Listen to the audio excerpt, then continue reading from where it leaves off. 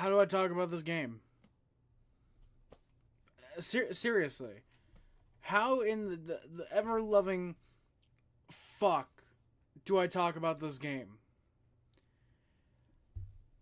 Fuck it, we're just gonna get into it. So, my name's Harry Rice. Yoshi Bros, yeah, sure, yeah, it was a tough one. Yeah, I saw that, yeah. My name's Harry Rice. I review games for the Montreal Canadiens. Tonight, we played the San Jose Sharks.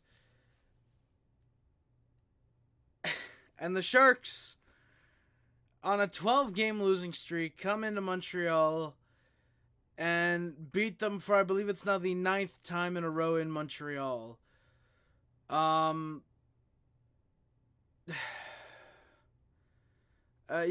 I don't give a fuck about the Leafs right now. I'm sorry, I don't give a fuck about them in the slightest. Yeah, the Canadiens. I was gonna come up here and yell and scream about how fucking Burrow should be fired and how there was such a lack of an effort tonight. Just, I genuinely, how do I fucking talk about this game? How do I go from haha intro, here's what we talk about, to this is the actual game? You know, it sounds fair. Fair, at least we didn't blow a fucking 4-1 lead to them. True. But you know what, at least I would have gotten a new phone as a result, probably, so. Fuck. Yeah, so my name is Harry Rice. I review games for the Montreal Canadiens. If you're new here, firstly, holy fuck, what a first time for people to be here. What a first time for anybody to join the stream for the first time. If you're new here, what we do is we go through the lines for both teams. I do a little game summary, analysis, recap, if you will. Then we talk about these stats for the Canadiens. And then we work our way on out of here. Today's stream is sponsored by BioSteel. I wish it was, but no.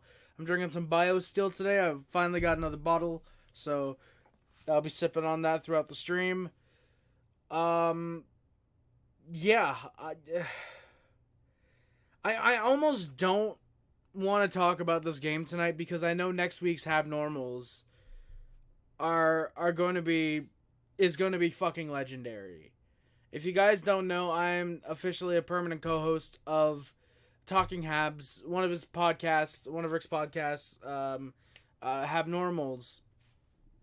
And yeah, I am a co-host on there.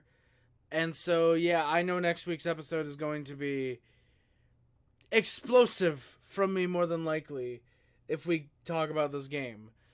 William, oh yeah, a lot of pessimistic Habs fans said the Sharks were going to beat us tonight. Obviously, I was a smart Canadiens fan, and I thought, hey, Canadiens should win this one. I want them to win.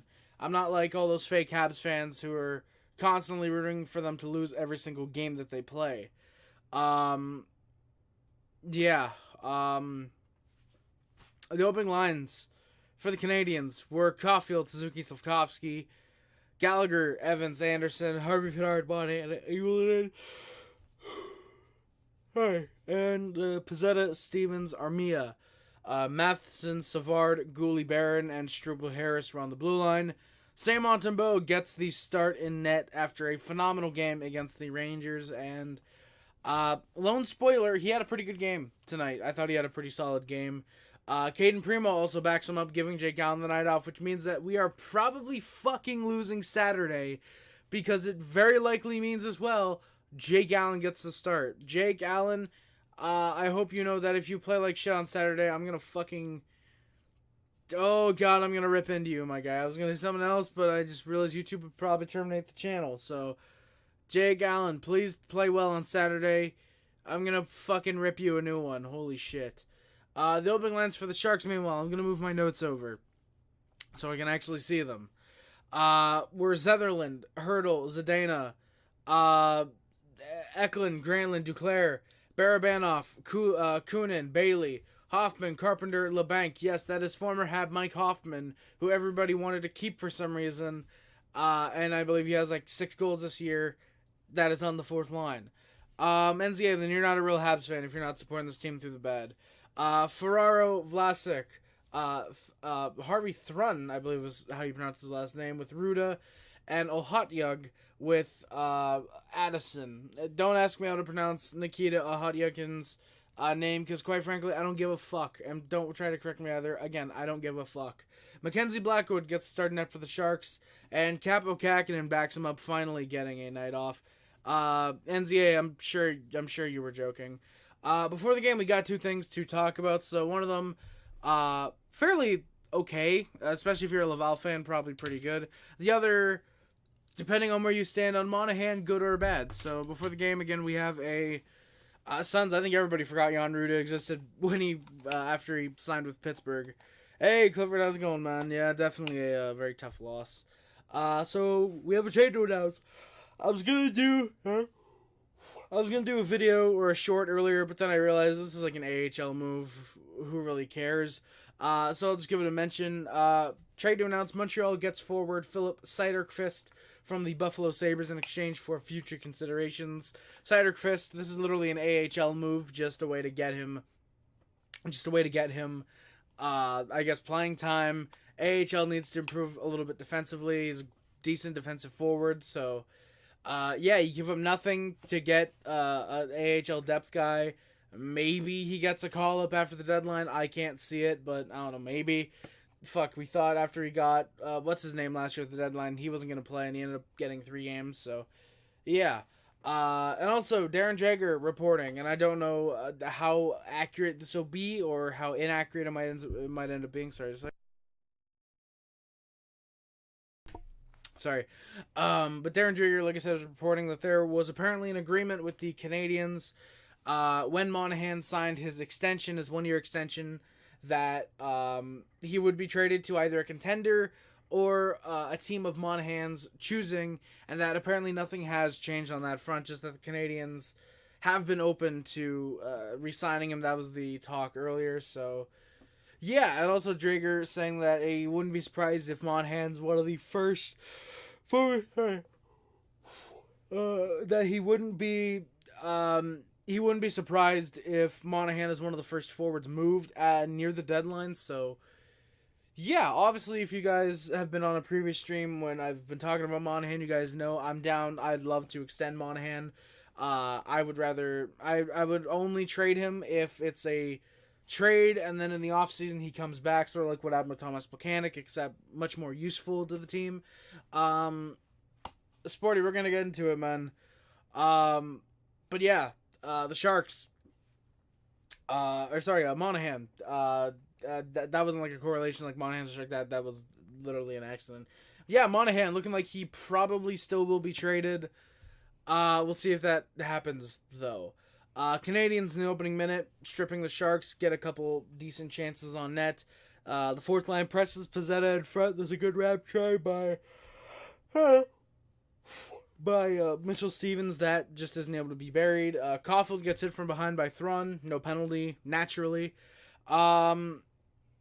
We want to steal them Celebrini. That was what happened.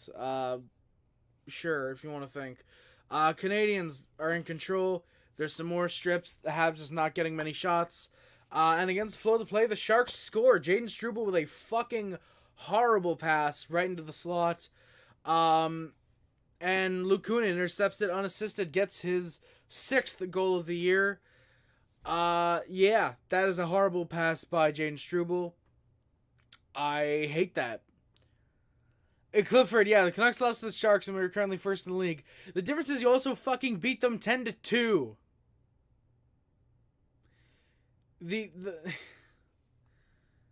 Yeah,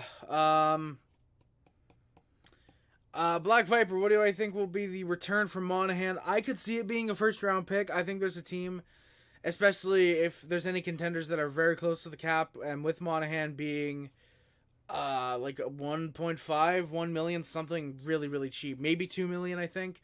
I could see a team wanting to pay more for a Monahan over someone like, say, someone of Monahan's quality who was getting paid like Milan Lucic money when he was getting paid $6 million, for example. I definitely think that a first round pick for Monahan is very possible, especially like with Allen when he eventually gets traded. If there's a bidding war, that price will keep going up. I do think that Monahan does end up going for a first round pick. Do I think the Canadiens want more? Maybe, maybe not. Maybe. I'm not too sure because I don't think we'd want more because again of this agreement that we would trade him to a contender or a team of his choosing. And again, it also depends, Black Viper, on if Monahan wants to go to, say, a team that's offering a first compared to a team that might only be offering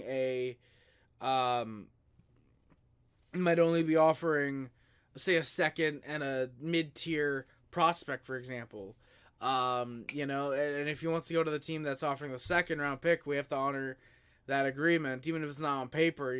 That's what we said for him. We don't want to create any fucking ill will for not only Monahan but also other players that might want to come to Montreal. So yeah, I think the return should be a first round pick, but it all depends on what team Monahan might want to end up going to. So yeah, Suns, Sporty, when do the Sharks play Buffalo? Hopefully fucking soon, because the Sabres need a reality check after beating the Ottawa Senators like everybody does. 10-1, actually. Oh, sorry, thank you. They play Buffalo Monday. Holy fuck, they actually do. That's really funny. We must have the Sharks beat all of our teams. Dude, we should, Suns. We fucking... Jesus fuck, dude. That's what I want to fucking do after losing tonight, genuinely. I'm gonna be depressed for like a fucking day. So anybody in my fucking sim league or anything, you don't want to fucking piss me off for the next like 24 hours. Some odd. Of course, barring tonight, unless something happens. Me and my best friend end up watching more Who's Line or fucking I'm in a VC or something and I end up getting in a good mood. I don't fucking know what's gonna happen there, but yeah, sorry boys, I'm checking my Supercard. That's how much I don't give a fuck about this game, is that I'm literally playing WWE Supercard while I'm fucking talking about this game. Is that what happened to the... Yes, it is, Sons. Yes, it is. Legit, if someone can invite Logan back to the fucking Sim League, that'd be appreciated. Clifford, I fucking hope so. It's genuinely been that fucking game against Florida when we beat them 10-2, I think it was. I think that was what I was confusing with. The 10-2 game when we beat Florida, where Caulfield had his first hat trick. And yeah, he's in the Sim League. I don't think you've been in the Sim League in a while. He was the Islanders GM. But yeah, fuck, what was I talking about? Yeah, it's been since that fucking Florida game. Again, Caulfield got his hat trick. Tyler Pitlick got his only goal as a Canadian. Carey Price's last NHL win. Like, fucking hell, dude. Like, genuinely. What the fuck? I want to blow up. There's half a season left to get it, and I understand that. But who the fuck else do we play that's horrible? Like, okay, we play Ottawa 3 times, so that's guaranteed 3 blowouts right there. But against an actual NHL team, do we play the Hawks again this season? Do we play the Blue Jackets anytime soon? Fucking, you could consider the Blue Jackets game maybe a blowout, but like, fuck, don't say you play the Islanders. No, because the fucking Islanders games, they're always like 2-1, 4-2. We're competitive with the Islanders because the Islanders are an actual fucking good team. You know? That's why I was actually excited for the game against the Oilers on Saturday until it's all but confirmed that Allen's gonna fucking be in net because we're actually good against fucking competitive teams. You know? Again, fucking who do we have coming up next? We have Edmonton and Colorado, I know for sure. So that might end up being a 1-1. Fuck. You know what? I really hope Jonathan Drouin scores against us on Monday. Alright, just to shut up all the fucking Canadiens fans. So we play the Oilers, we play the Habs, and we play the Devils. So, I don't know. And then Thursday, we're in against the Senators. Saturday, we play the Bruins. The 23rd, it's the Senators. 25th, we play the Islanders. There we go, Suns. 27th, we play the Penguins. And then we're off for the All-Star break until the fucking 6th of February. And then after that game against the Capitals, it's the fucking back-to-back Super Bowl weekend. So, fuck. I got literally just under a month to... What the fuck?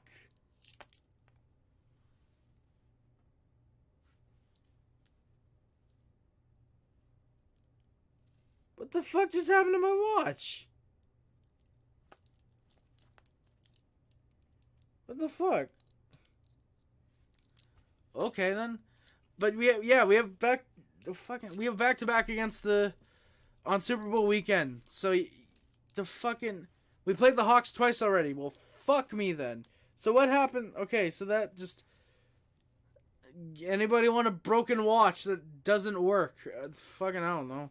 The Habs seem to be in a spot of uncertainty halfway through. They go for the kill and try to make the playoffs. Do they? No, Sporty. No, we're not in the fucking uncertainty, my guy. We are a rebuilding team. Management knows that. We're not in the first 6 years of Marc Bergevin's GMing tenure. You know, I'll take the broken watch. Some nice drip.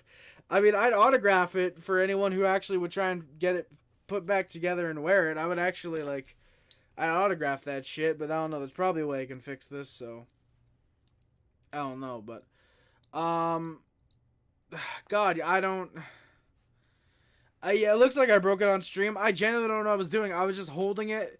I was just kind of playing around with it. I don't know what happened. If anybody can go back, it might have been off stream. It might have just been me holding it just off camera. But oh God, if I wore a fucking Apple Watch, dude, I actually kind of want an Apple Watch because I'd be able to have a pedometer on me at all times, track how many fucking steps I take. I'd actually be able to properly work out instead of having to rely. By the way, does anybody know? I've been meaning to ask this. What fucking plug is this? Because I have AirPods, and I fucking don't know what plug they take. I tried to plug in my PlayStation controller wire, and it doesn't fit. So I genuinely have no clue what type of goddamn plug this is. If anybody can help me out there, that'd be appreciated.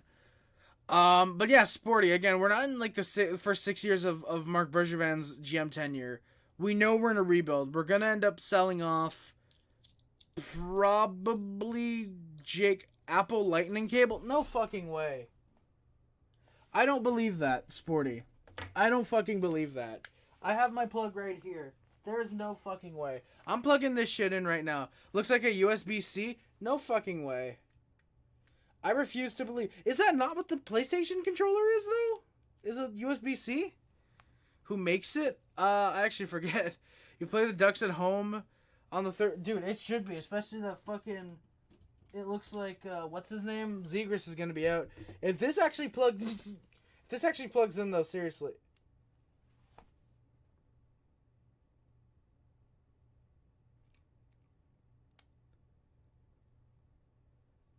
I haven't been able to use this for a week. And I had the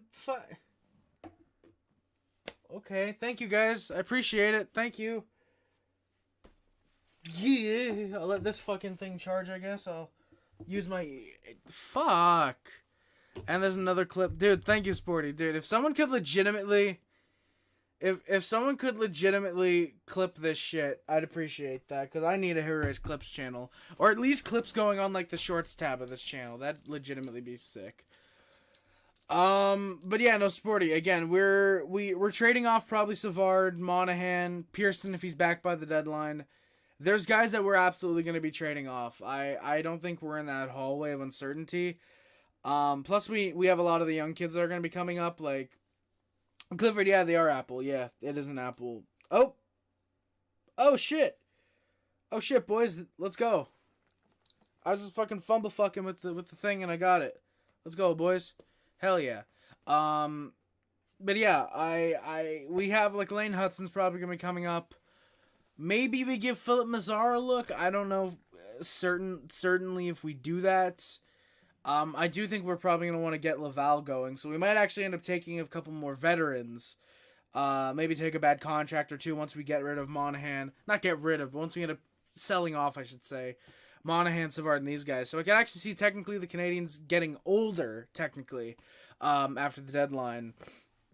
Sending down maybe Harvey Pinard, because I think he's still waiver exempt.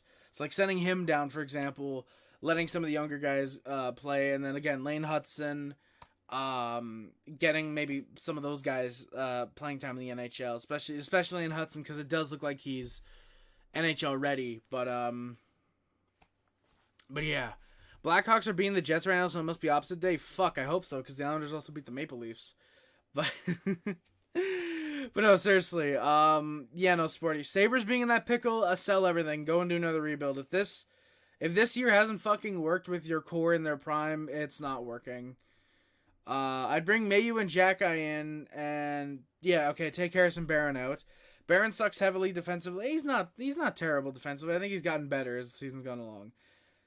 Yeah, I mean, Harris isn't really that good. I mean, here's the thing, Black Viper. Xhekaj is another guy who guarantees coming up. Mayu, I don't think that Mayu should come up this year. I like Logan Mayu. I think he'll eventually make the NHL. But I think this year for sure keep him in the AHL. Maybe next year, maybe let him work on his defense a little bit more in the AHL. But the year after for sure. I think in the next 2 years he comes up definitely. But yeah, I would definitely bring up Hudson instead, and then Xhekaj. Keep Mayu in the AHL. And then yeah, I would keep Barron up here just because he's scoring a lot. He's got good points. Harris I would send down, especially like I think I could see them doing a move whenever they call Xhekaj up. Xhekaj gets called up, but that actually no, I don't think that works because I don't think I don't think Harris needs waivers anymore actually, so that might not work unfortunately. Fuck. I don't know what you do then. But yeah, okay, fuck. Okay, you know what? You go over here, Apple AirPod things, whatever the fuck you are. You play, I just read that one. I changed my profile picture. It's over this rebuild fail. Simon, that's overdramatic. That is very overdramatic. We have like 4 guys in the lineup that are part of the future right now. Maybe 6 at most. Maybe 6. Slavkovsky, Suzuki, Caulfield, Gooley. Actually, gotta look back at our lines just to be sure. Who's here for the future more than likely? That's in the lineup. Caulfield, Suzuki, Slavkovsky, Gooley, Struble, maybe Montembeault. That's like 6 guys. That's barely half.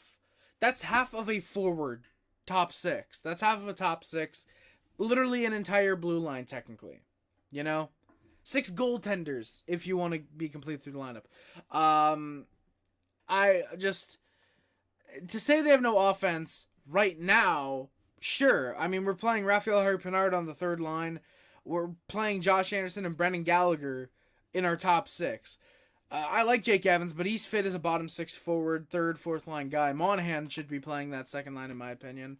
Though poor fucking Jake Evans. He's stuck between 2 guys who don't know how to fucking score. Ironically, 2 guys who actually scored tonight, but Evans wasn't on either. He was on the ice for the first goal. That was a fucking fluky ass goal from Brendan Gallagher. And the second goal, Evans wasn't on the ice, and Anderson, it fucking clips his jersey and goes in the net, so he didn't even fucking score that second goal. And actually, they might have actually credited that still to Mike Matheson, and if they have, then that means that, indeed, Josh Anderson has not scored in 7 games, I'm pretty sure it is. Nope, they've actually changed that goal, so Nick Suzuki is actually pointless in his last 4 games instead, which means fuck. So yeah, so clearly this is biased.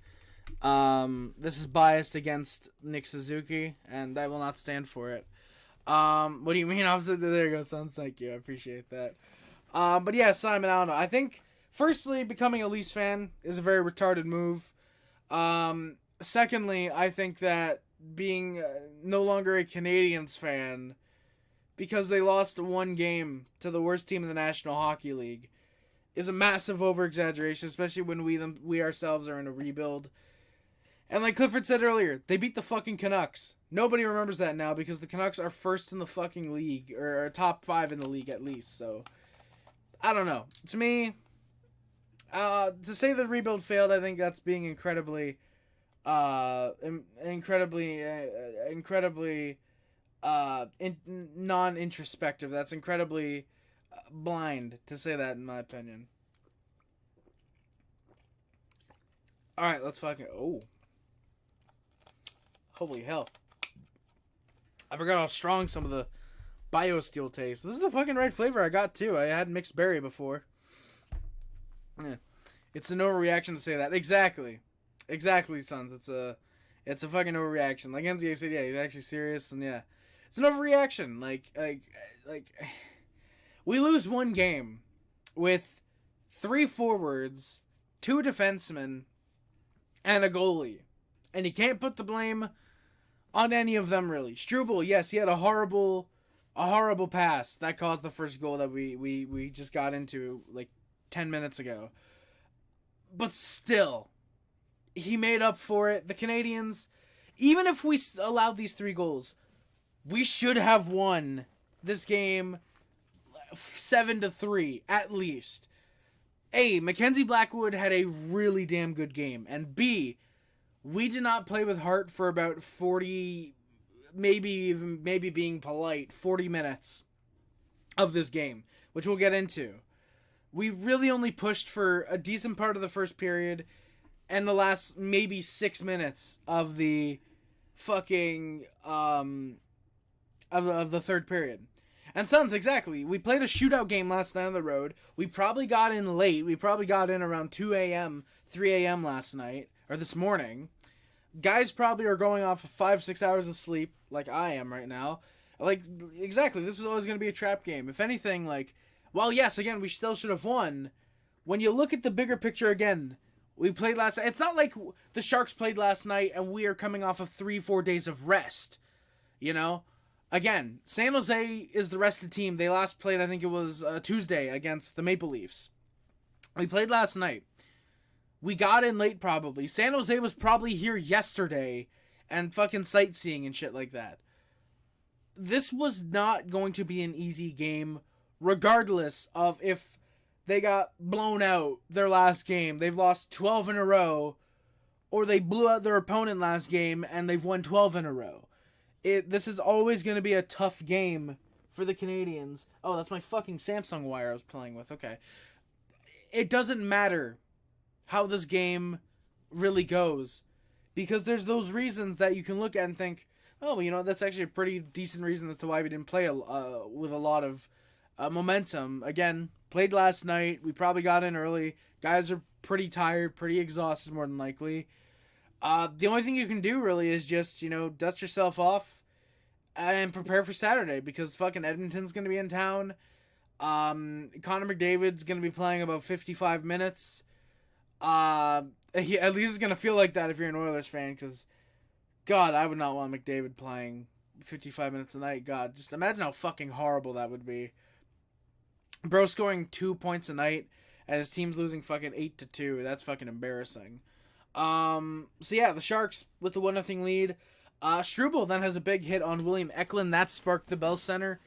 You could argue made up for the goal. Had a nice hit. Played a pretty decent game, I thought, all around. Sharks try to mount something, but the Habs causing some turnovers. They try to press. Monahan ends up getting robbed on a really solid breakdown of the Sharks in their zone. Blackwood just makes a great stop. Arguably, I would say maybe his best stop of the night. He had very, very solid stop there. Struble has another hit. Goulet has a shot from the blue line. There's a bit of a screen, but there's no tips available. So, of course, that one gets saved. Sharks getting a bit physical. Thrawn gets hit by Suzuki, though. Thrawn looking to hit Suzuki again. He sees it coming. Gives him a nice shoulder to the... what's a shoulder on shoulder, more than likely. More or less, I should say. Anderson then gets in on a breakaway. There's nothing, though. He doesn't even really get a shot off, so... God, I swear to God, Anderson has had what? 5-6 breakaways this season? And he's scored on maybe one of them. If we're being polite, he's probably scored on one of them. I don't get how this dude is fucking snake bitten. This is a dude who had 5 goals in 5 games barely a month ago. And now he looks like fucking October Josh Anderson. This dude looks like October Josh Anderson. Fuck, I'm thinking of Josh Allen because fucking Haley Steinfeld just got engaged. And I've been depressed the past, like, week. Seriously, though, I've been thinking of Josh Allen because of fucking Haley Steinfeld and shit. So, yeah. If Sporty's in the chat, he knows why. But seriously, though, he's looking like October Josh Anderson. And I don't like that.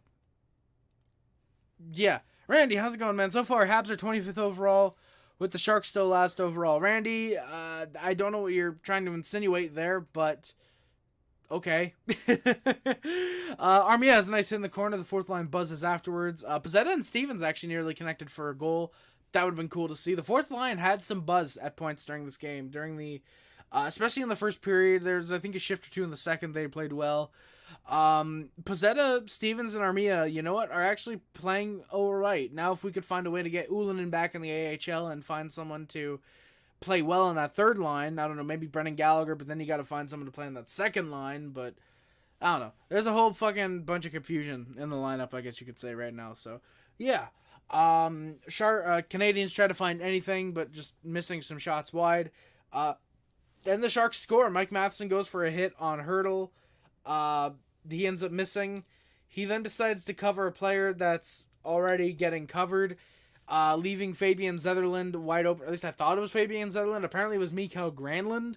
Let me actually look at the notes. No, it was Fabian Zetterlund. Okay, so I messed up with either my description or my tags, because I put Mikael Granlund instead of Fabian Zetterlund because I thought that was said, but my apologies, it was Fabian Zetterlund.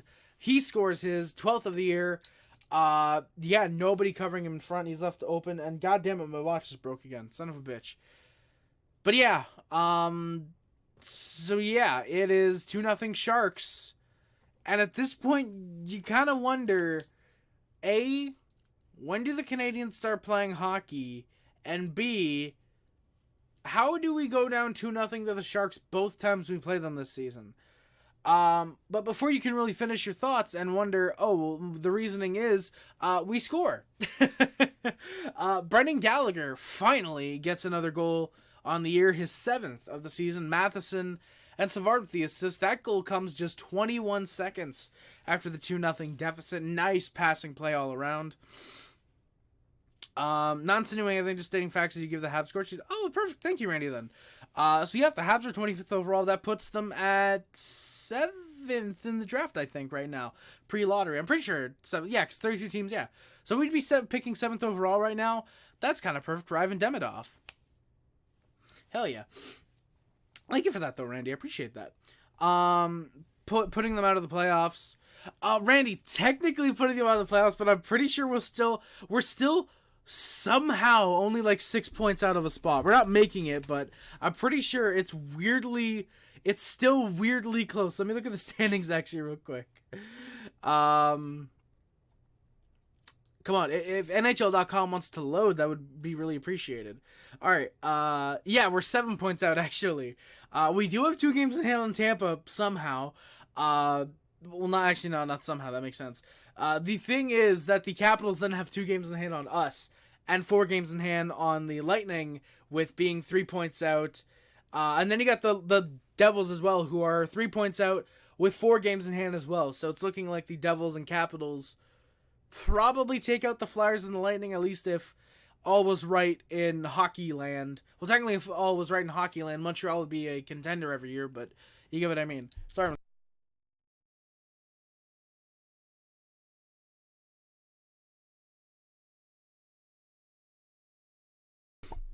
Sorry, everybody, I had to sneeze real quick, so I figured I would mute because you guys probably don't want to hear that. So, yeah. Perfect. So, yeah. Look at Joey Discord. Confuses Josh. God damn it. Son of a bitch, sons. Alright, let me watch this. What is this?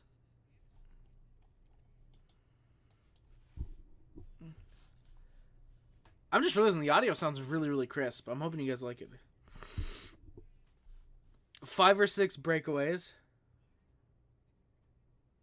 And he scored on maybe one of them, yes. Okay. Yes. Yes, Harry. Yes.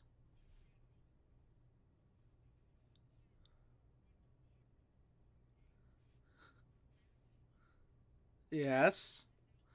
Sorry, boys. I'm reacting to a clip of myself. Josh Allen, thank you. Thank you, so much. Appreciate it. All right. Let's get back to the game and stop talking about Josh Allen. Yeah, so Andy gets in on a breakaway. I'm trying to find my notes. Sorry, boys. So yeah, Gallagher makes it 2-1 just like that. Pretty solid shot. Really good play by that line to quickly respond to being down 2-1. 2-0, I should say. I wish we were fucking down 2-1 and that was a tying goal. We are getting the clip, sons. Yes, indeed we are. Oh yeah, Sporty wanted you to get a clip from the other night, from the last stream, I think it was. He wanted you to get a clip or something. I don't remember if Sporty's still in here, if he would remember what, but I know there's a clip he wanted you to get. Habs tried to press in the last minute. Oh, he's getting the clips, or we're getting the clip? What? Yes, yeah, the call. Exactly, so, yeah, the 10-minute call. Yeah, that's what he wanted. Yeah, exactly. Sharks get some late second chances on net, and so, yeah. No, he's not getting it. My phone, oh, okay, I see, sons, I see now. I see. Who you drafting? Faggio. Right now, we're currently at 7th overall. I see it being Ivan Demidov. I would like Ivan Demidov, but knowing the Canadiens management and how they know more than the fans they knew about Lane Hutson, they knew about Matvei Michkov being a piece of shit, they'll probably pick someone who the Habs fans are then going to bitch about and then realize about 3 months into the second year of them being with the Canadiens that, oh wow, management was actually right. We Twitter fans don't know anything. But legit, I would like Ivan Demidov. I think he'd be a good second line winger to Doc and Newhook. And then the first line, obviously, Suzuki, Caulfield, Slavkovsky. You can get him to the bottom six, Mazar, Beck, blah, blah, blah, blah, all that.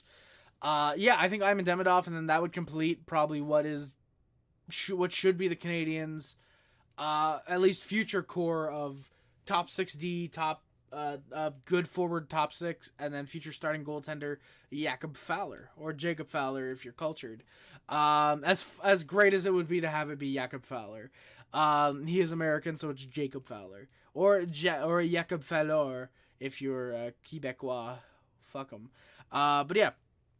So the shots are 11-7 Canadiens. It's a 2-1 Sharks lead, though, after 20 minutes of play. By the way, Jacob Fowler, gold medalist at the World Juniors, just like Lane Hutson, who are also now gold medalists, just like Daddy Caulfield. Let's go. Suzuki gets hit. Thorne then takes one a few moments later. Zegras for a first, Barron and Farrell. Black Viper, whose first is that? Because I think that's a massive, like, okay, well, if it's our first this year, no. If it's Calgary's first next year, potentially. Like, Barron, I like Justin Barron, but... I like Justin Barron, but we have a lot of defensemen, so he is unfortunately one of the ones that are expendable. I like Sean Farrell, but unfortunately he would probably be stuck on... He'd probably be stuck on the third line with potentially Beck and Mazar, which, not entirely too bad. Actually, he might be stuck on the fourth line because we also have Joshua Waugh. So, yeah, Farrell might actually be someone that could be expendable.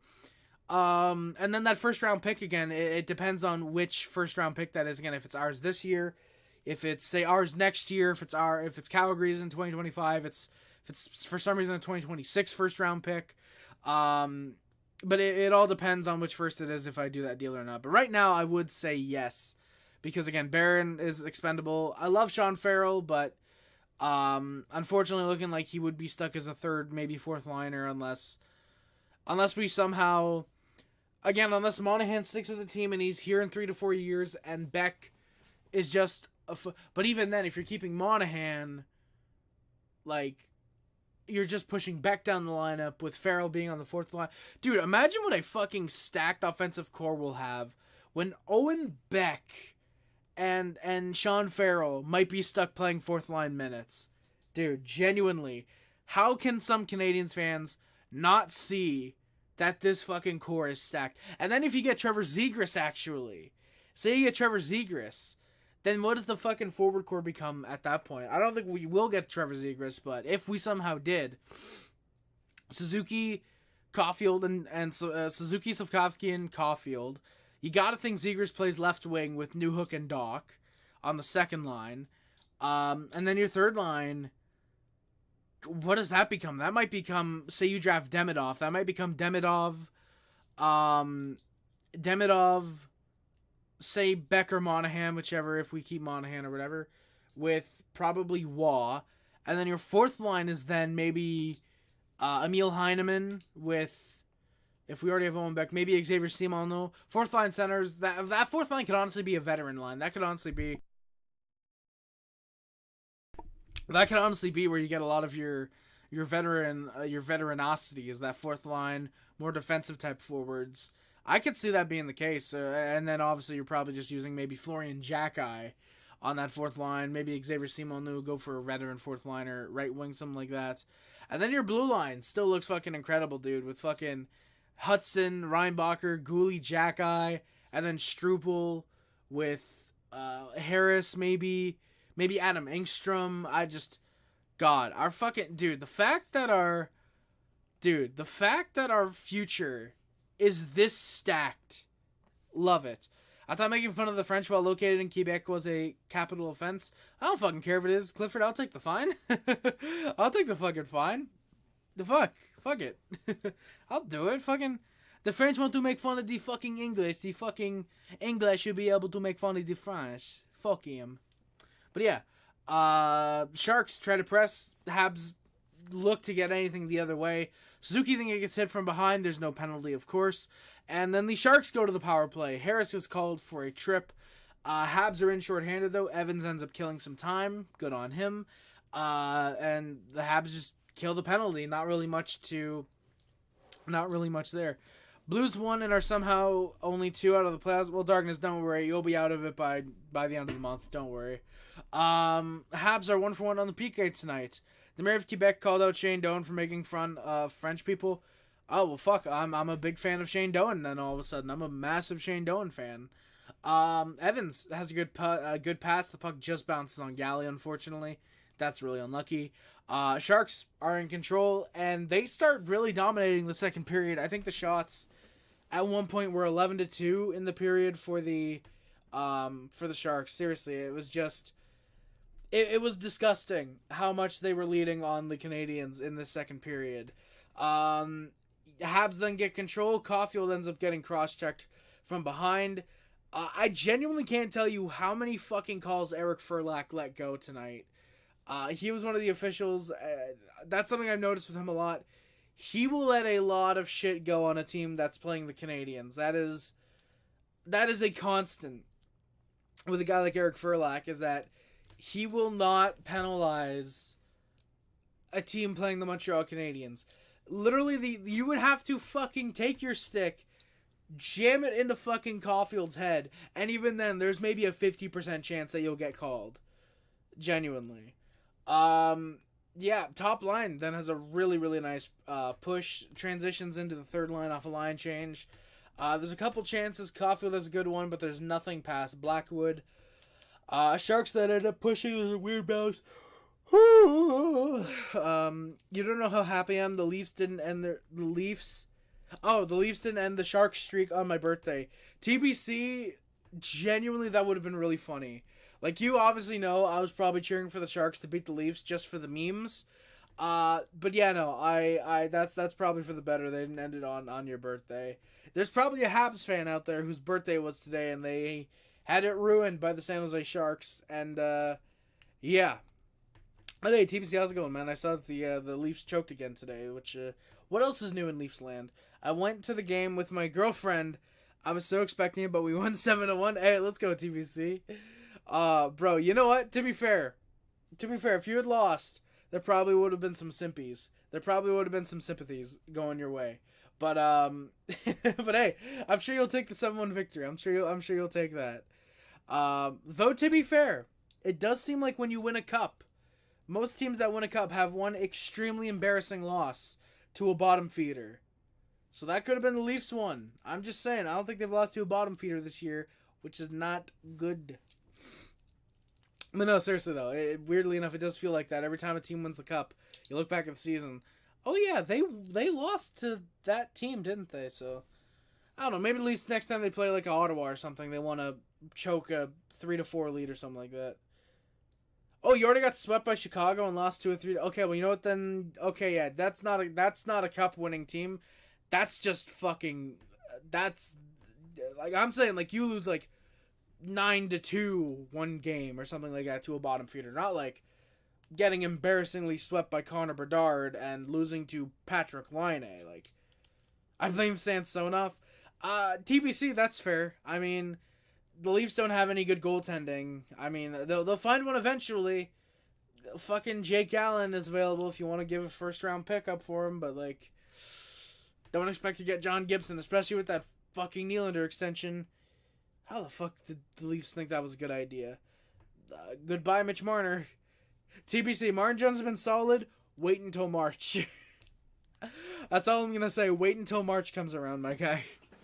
And if it's not March, wait until the first round. And that's not a Leafs joke. That's a Martin Jones is bad joke. It's not even a joke. He just genuinely is fucking ass.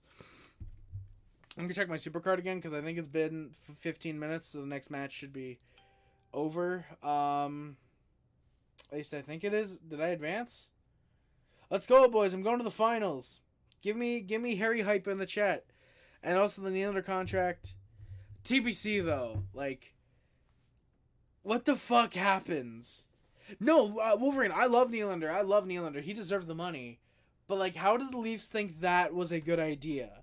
Signing Marner, Tavares, Matthews, Nylander, and Riley to these massive extensions for doing nothing. Like, genuinely, think about it. The Leafs have gotten to one second round appearance with this core. They've done nothing aside from that. This is a team that choked a 3-1 series lead to the Montreal Canadiens. They choked to the Columbus Blue Jackets. They lost to the fucking Tampa Bay Lightning, who then went on to the Stanley Cup Finals. Or that might have been one of the years they...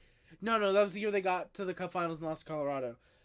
This team does nothing. They've had 2 great chances to go on a run, Montreal and Columbus, and they did nothing with it. They did absolutely nothing. TBC, sure, you took the 3-1 series lead and then beat the 3-time reigning Eastern Conference champions, and then you got destroyed by the Florida Panthers. You got destroyed in 5 games. You know, something needed to be done. And I get, we fired Kyle Dubas. But still, what has Brad Treliving done? He's brought in Ryan Reeves on a 3-year deal. He's given you Tyler Bertuzzi and Max Domi, who have done nothing. They're literal 1-year rentals. He's brought in John Klingberg. He re-signed Ilya Samsonov. You know, Brad Treliving has done nothing to actually help this team. Seriously, you guys are going to have to trade Mitch Marner in the offseason because you have something like, $20 million in cap, which I know sounds like a lot, but think of who you have coming up as a UFA at the end of the year. Martin Jones, TJ Brody, I believe Nick Robertson, Tyler Bertuzzi, and Max Domi. You have Tyler Bertuzzi, who's a legit second-line player, and Max Domi as a third-liner. To replace guys like this, you're paying $5 million for a Bertuzzi and at least $3 million for a Max Domi. That's $8 million right there. To get a top 4, to get a top 4D, you're paying $6 million. Unless there's a team that is trading you a top 4D, which has not happened because for some reason you guys are not willing to trade Easton fucking Cowan or a first round pick to get legit assets. You don't want to give up good assets to get good assets. Like, seriously. I don't know what the Leafs are going to have to do. TBC, yes, the cap rising. That $20 million is with the cap raising. I'm pretty sure. Is with the cap raise. Like, here's the thing. Marner makes $11 million this year, yes, and you'll be able to give him $13 million potentially. How do you have a good team next year? Again, you have to replace a top 4D. You have to get a legit starting goaltender, which should be number 1 on your fucking priority list, is getting an actual starting goaltender. And then you have to replace a top 6 forward. Half your depth, it feels like. A top 4D again. You cannot afford all this with $20 million in cap. Even if you manage to trade for John Gibson. Say it's Easton Cowan. Say you have Easton Cowan and a first round pick. Say somehow that's able to get you John Gibson. You have $15 million to get a top 6 forward, a top 4D, and at least a top 9 forward. That is at least setting you back $20 million. Potentially. Because the top 4D, again, $5-6 million. A second line forward, $5 million. You know, this is going to set you back at least $12-13 million. Ignoring that you still have depth guys to acquire. Unless you decide to use Ryan fucking Reeves. The Leafs are not in a good position. This year, which, in my opinion, should literally be make or break. It should literally be all in for the cup. Fuck the future. It should be all in. And you're not willing to trade Fraser Minten, Easton Cowan, and a first-round pick to get good for this year. You are not a rebuilding team. Matthews is like 26, 27 maybe. You know? Mitch Marner is 26. I think Nylander's 28. Tavares is like 37. There is no way that these guys look at this team and think, we can win a Stanley Cup. There is no way. They look at David Kemp being a third-line center. They look at Ryan Reeves being a healthy scratch 12 games into the year and think, yeah, this is a Stanley Cup contender. There is a 0% chance that they can get anything done. There's nothing that they've done that convinces people that they are a Stanley Cup winner, in my opinion. I seriously, I cannot see how this team, without trading at least a first-round pick, gets anything relatively done, gets anything remotely significant done at the deadline. Unless, again, you're trading a first-round pick, you're trading an Easton Cowan. But based off of his performance at the World Juniors, who the fuck is trading anything above a fourth-round pick for that guy? And even then, that's a fucking stretch. To me, I can't see anything happening with the Leafs to make them a Stanley Cup contender right now. Tavares' contract ends at the same time as Marner's contract. Joseph Woll is not a starter, though, TBC. Joseph Woll is not at all a starting goalie in the NHL. He's a good fringe guy, but he's not at the Montembeault level right now. He is not a Sam Montembeault where he will steal you games. All right? And before you say, oh, well, Sam Montembeault's not a starter, look at, no, he's not, TBC, Joseph Woll. If Joseph Woll is a starting goaltender, then Jake Allen is still a worthy starting goaltender. Joseph Woll and Martin Jones both clearly are being carried by the Leafs forward core. And like, notice how I think it's who is it that has a really good goals against average but a horrible save percentage? I forget who it is. On the Leafs. I'm pretty sure there's one of them on the Leafs. That is a clear indication. He's not facing a lot of shots. When you're allowing 2 goals a game and facing like 19 shots a game, that's not good. All that speaks to me is that the Leafs are a regular season team. Woll had like a 9-18 before getting injured behind a D-core re-employed William Legason. Okay, and? You still got Morgan Riley. You still got JT Brody. You still got fucking Simon Benoit. You've got decent defensemen. So what if you're employing William Legason on a third pair, playing him 17 minutes a night? Woll had a 9-18. Okay, and? The Leafs are a good team. The Leafs... Shut the fuck up, Suds. Shut the fuck up. TJ Brody, you guys know who I'm fucking talking about. Shut the fuck up. Seriously though, again, like, if Joseph Woll has a 9-18 on the Maple Leafs, Samuel Montembeault would have a 9-24 at minimum. Joseph Woll is, to me, not a starting goaltender. I like Joseph Woll, and he will get there, but this year he's not a starting goalie, in my honest opinion. Over, and I agree, they should trade Tavares. Like, I genuinely don't know why the Leafs... The worst thing that could have happened to the Leafs was making the playoffs that year against the Capitals, and then going out and thinking, yeah, we can get this done, and signing Tavares. Harry, who has a better save percentage, Woll, Ullmark, or Swayman? That doesn't matter, TBC. Ullmark, Swayman are both on a really good Bruins team. Woll is on a really good Leafs team. Joseph Woll, I would assume, has the best save percentage out of all 3 of those guys. But again, Joseph Woll is 1 year. Even if he's the starting goalie this year. it's 1 year of him being half decent. And we know what happens when the Maple Leafs have goaltenders who are good for 1 year and then shit the bed the next. They get about $8 million on a 4-year deal, and then they're in the ECHL by the second year. So, shout out Ilya Samsonov. But, like, Wolverine again, yeah, like, Tavares, like, dude is a third-line center getting first-line center minutes. So, yeah. To me, I think it's hilarious that Leafs fans will still say Tavares is elite. His contract is horrible. And again, like, I don't get what people are saying. I don't get how people are saying Tavares is good. Because, again, the worst thing that happened to the Leafs was thinking they were good enough to sign John Tavares in 2018 and giving him disgusting overpay of at least $4 million. Because, let's be honest, Tavares is a selfish player. He is all about himself, you know? When he did not want to go get traded to the Maple Leafs because he didn't want the Leafs to lose assets, that is him being a fucking scumbag.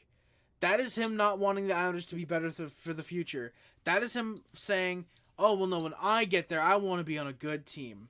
And then it's ironic because the Islanders have won more series in Toronto than the fucking Leafs have in the last decade. In the last fucking 20 years, it feels like. Fuck. Get a fucking grip, Leafs fans. Seriously. Yeah, TBC in the offseason, you could be moving on from Samsonov and Matt Murray for sure. I mean, I don't think I think Matt Murray's contract ends as I know Samsonov's does. But even then, like, is your tandem really Wall and Jones? And if Jones keeps performing this well, how fucking much do you give Martin Jones? Because if your starter's making $850,000 for another year, if your starter seriously is Joseph Wall, Martin Jones, you gotta think with the way he's performing, gets $1.5–2 million. And is that really going to be your backup goaltender? Alright, I'm reading some more comments. The Bruins D is twice the D ours is. That's debatable, TBC, I think. The Ilya Samsonov thing needs to be studied. How do you drop off that much? I have no clue. Logan, how's it going, my guy? Yeah, how do you drop off that much? Or, sorry, Blackwall for Vezina. Logan Teal, he has, what, like an 886? I don't think he's beating off Sam Montembeault for the Vezina, my guy. Tavares is not greedy. His uncle was my math teacher, so I know like everything that happened. Source, trust me, bro. Sure thing, TBC. Sure he was. Do you love my new profile picture? No, Simon. I fucking hate it. Who cares about the Maple Leafs? I'll be coming back after then. This team will be good for the first time in 30 years. Simon, my guy. You are not a real Habs fan. I will tell you that now.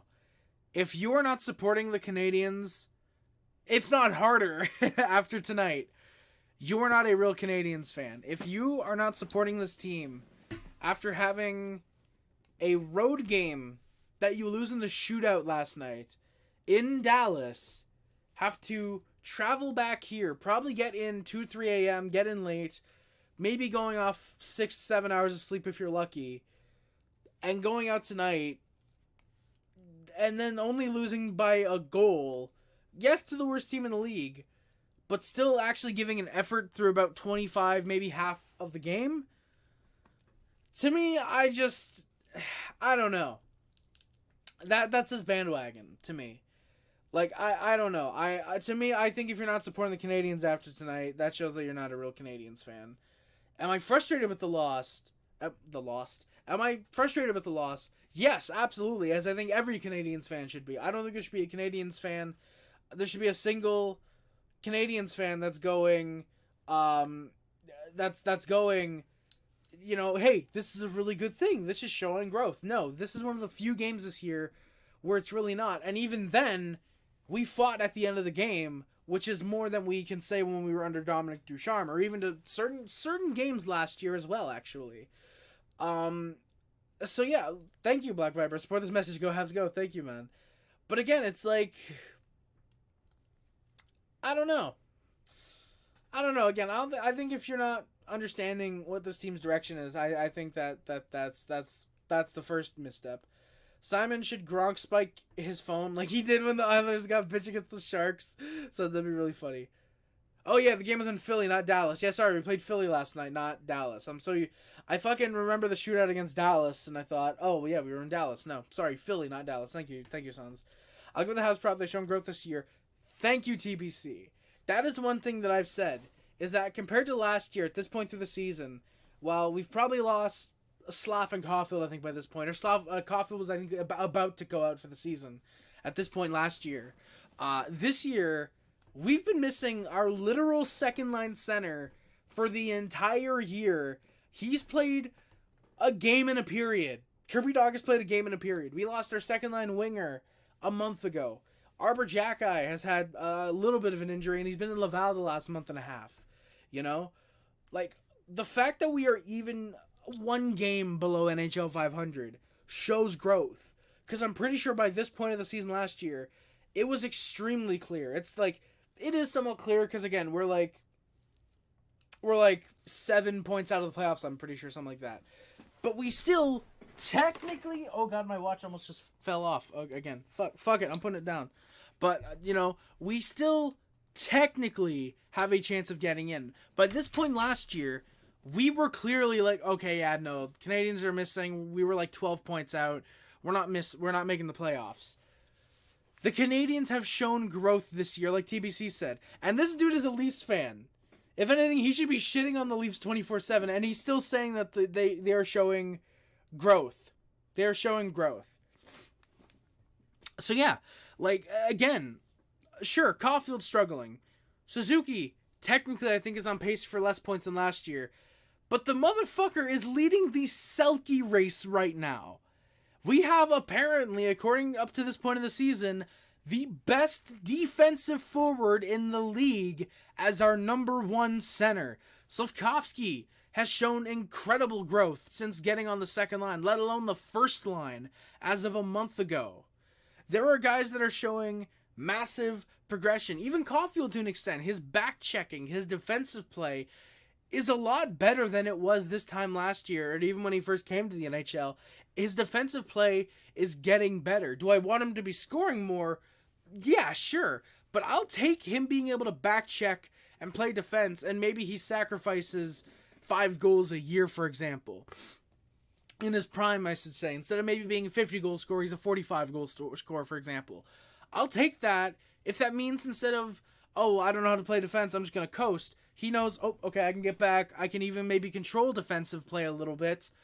I'd rather that be the type of player Cole Caulfield becomes, rather than a Austin Matthews, me, it's all about me, pass me the puck 24/7.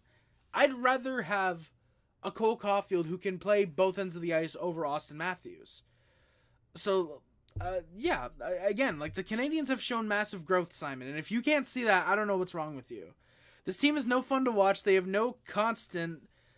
Stop blaming the rebuild. I hate to being in the bottom. This team don't represent this franchise good. Simon, number 1. We are in a rebuild, my guy. Number 2. We have maybe not even half. We have 6 players that played tonight who are going to be part of the future. Once again, and I'm sorry, I gotta get to where I was in the stats. Good pass bounce. Caulfield, check from behind. I'm pretty sure I stopped about here. So I'm just gonna highlight that. We have, again, count with me, boys. Count with me now. Caulfield, Suzuki, Slafkovsky, Gouli, Struble, Montembeault, if you want to count him, which I think he will be a backup when the Canadiens are out of the rebuild. That's not to say he's horrible. That's just saying Jacob Fowler's going to be that good. He's going to push Monty out of the starter's job. So, yeah, 6 players that are in the rebuild that are going to be part of the future. Maybe Harvey Pinard ends up being the 4th line guy. I could even maybe see Evans being around to an extent as the 4th line guy. But in terms of, like, the core of the team, you've got 6 guys right now. And I'm not counting Doc and Newhook and Jack Guy. Those guys are either injured or in Laval, and this is obviously not counting any prospects like Hudson, Reinbacher, those guys. We have 6 guys right now who are on the team who will be here in the future. The team might be no fun to watch last year, Simon, and under Ducharme. This year, there's points that you can say they're flat out one of the best teams in the league. The game against Boston, where we ended up dominating them in that game. The game against the Golden Knights, where we ended up dominating them. You know, the game, even the game against Dallas, I thought there were certain points that we looked good. There were parts during that 7-game road trip, we controlled a decent amount of those games, and we looked great. Simon, because we have one bad game, does not mean this team is no fun. If you actually watch the games, and you actually stop to look at the plays that are going on, this team is fun. Yeah, it sucks to lose. It absolutely sucks to lose. But the Canadiens are headed in the right direction. I really hope that someone clips that. The Canadiens are heading in the right direction, and they show the fucking graphic right above me with the Sharks beating the Canadiens. I really hope someone clips that and crops it like that. That'd be really funny. Someone please do that. Someone please do that. But, you know, but again, this team is fun, and they are legitimately, no meme, they are progressing. We're 1 game below 500, yes. But you don't see an overnight success when you're in a rebuild like this. Do I think next year or the year after we might end up being good? Yes, that is possible. This is not going to be a team, Simon, where 6 years from now is when they make the playoffs. It's maybe another year or 2 at most. You know, I'd say 2 years, 3 years at most. But next year, I think there's a legitimate shot for the Canadiens to make the playoffs, especially if we trade Jake Allen, if Lane Hudson makes the roster once the season is done, if Joshua Waugh ends up making the team, that improves our depth immensely already, because you're giving more games to Montembeault and Primo, who have stolen 4 or 5 games on the year. Caulfield's shoulder will probably be fully healed up next year, so he can score 30, 40 goals at minimum. You know, you've got guys who are going to be on this team this year. On next year, Doc and Newhook are hopefully going to be fully healthy.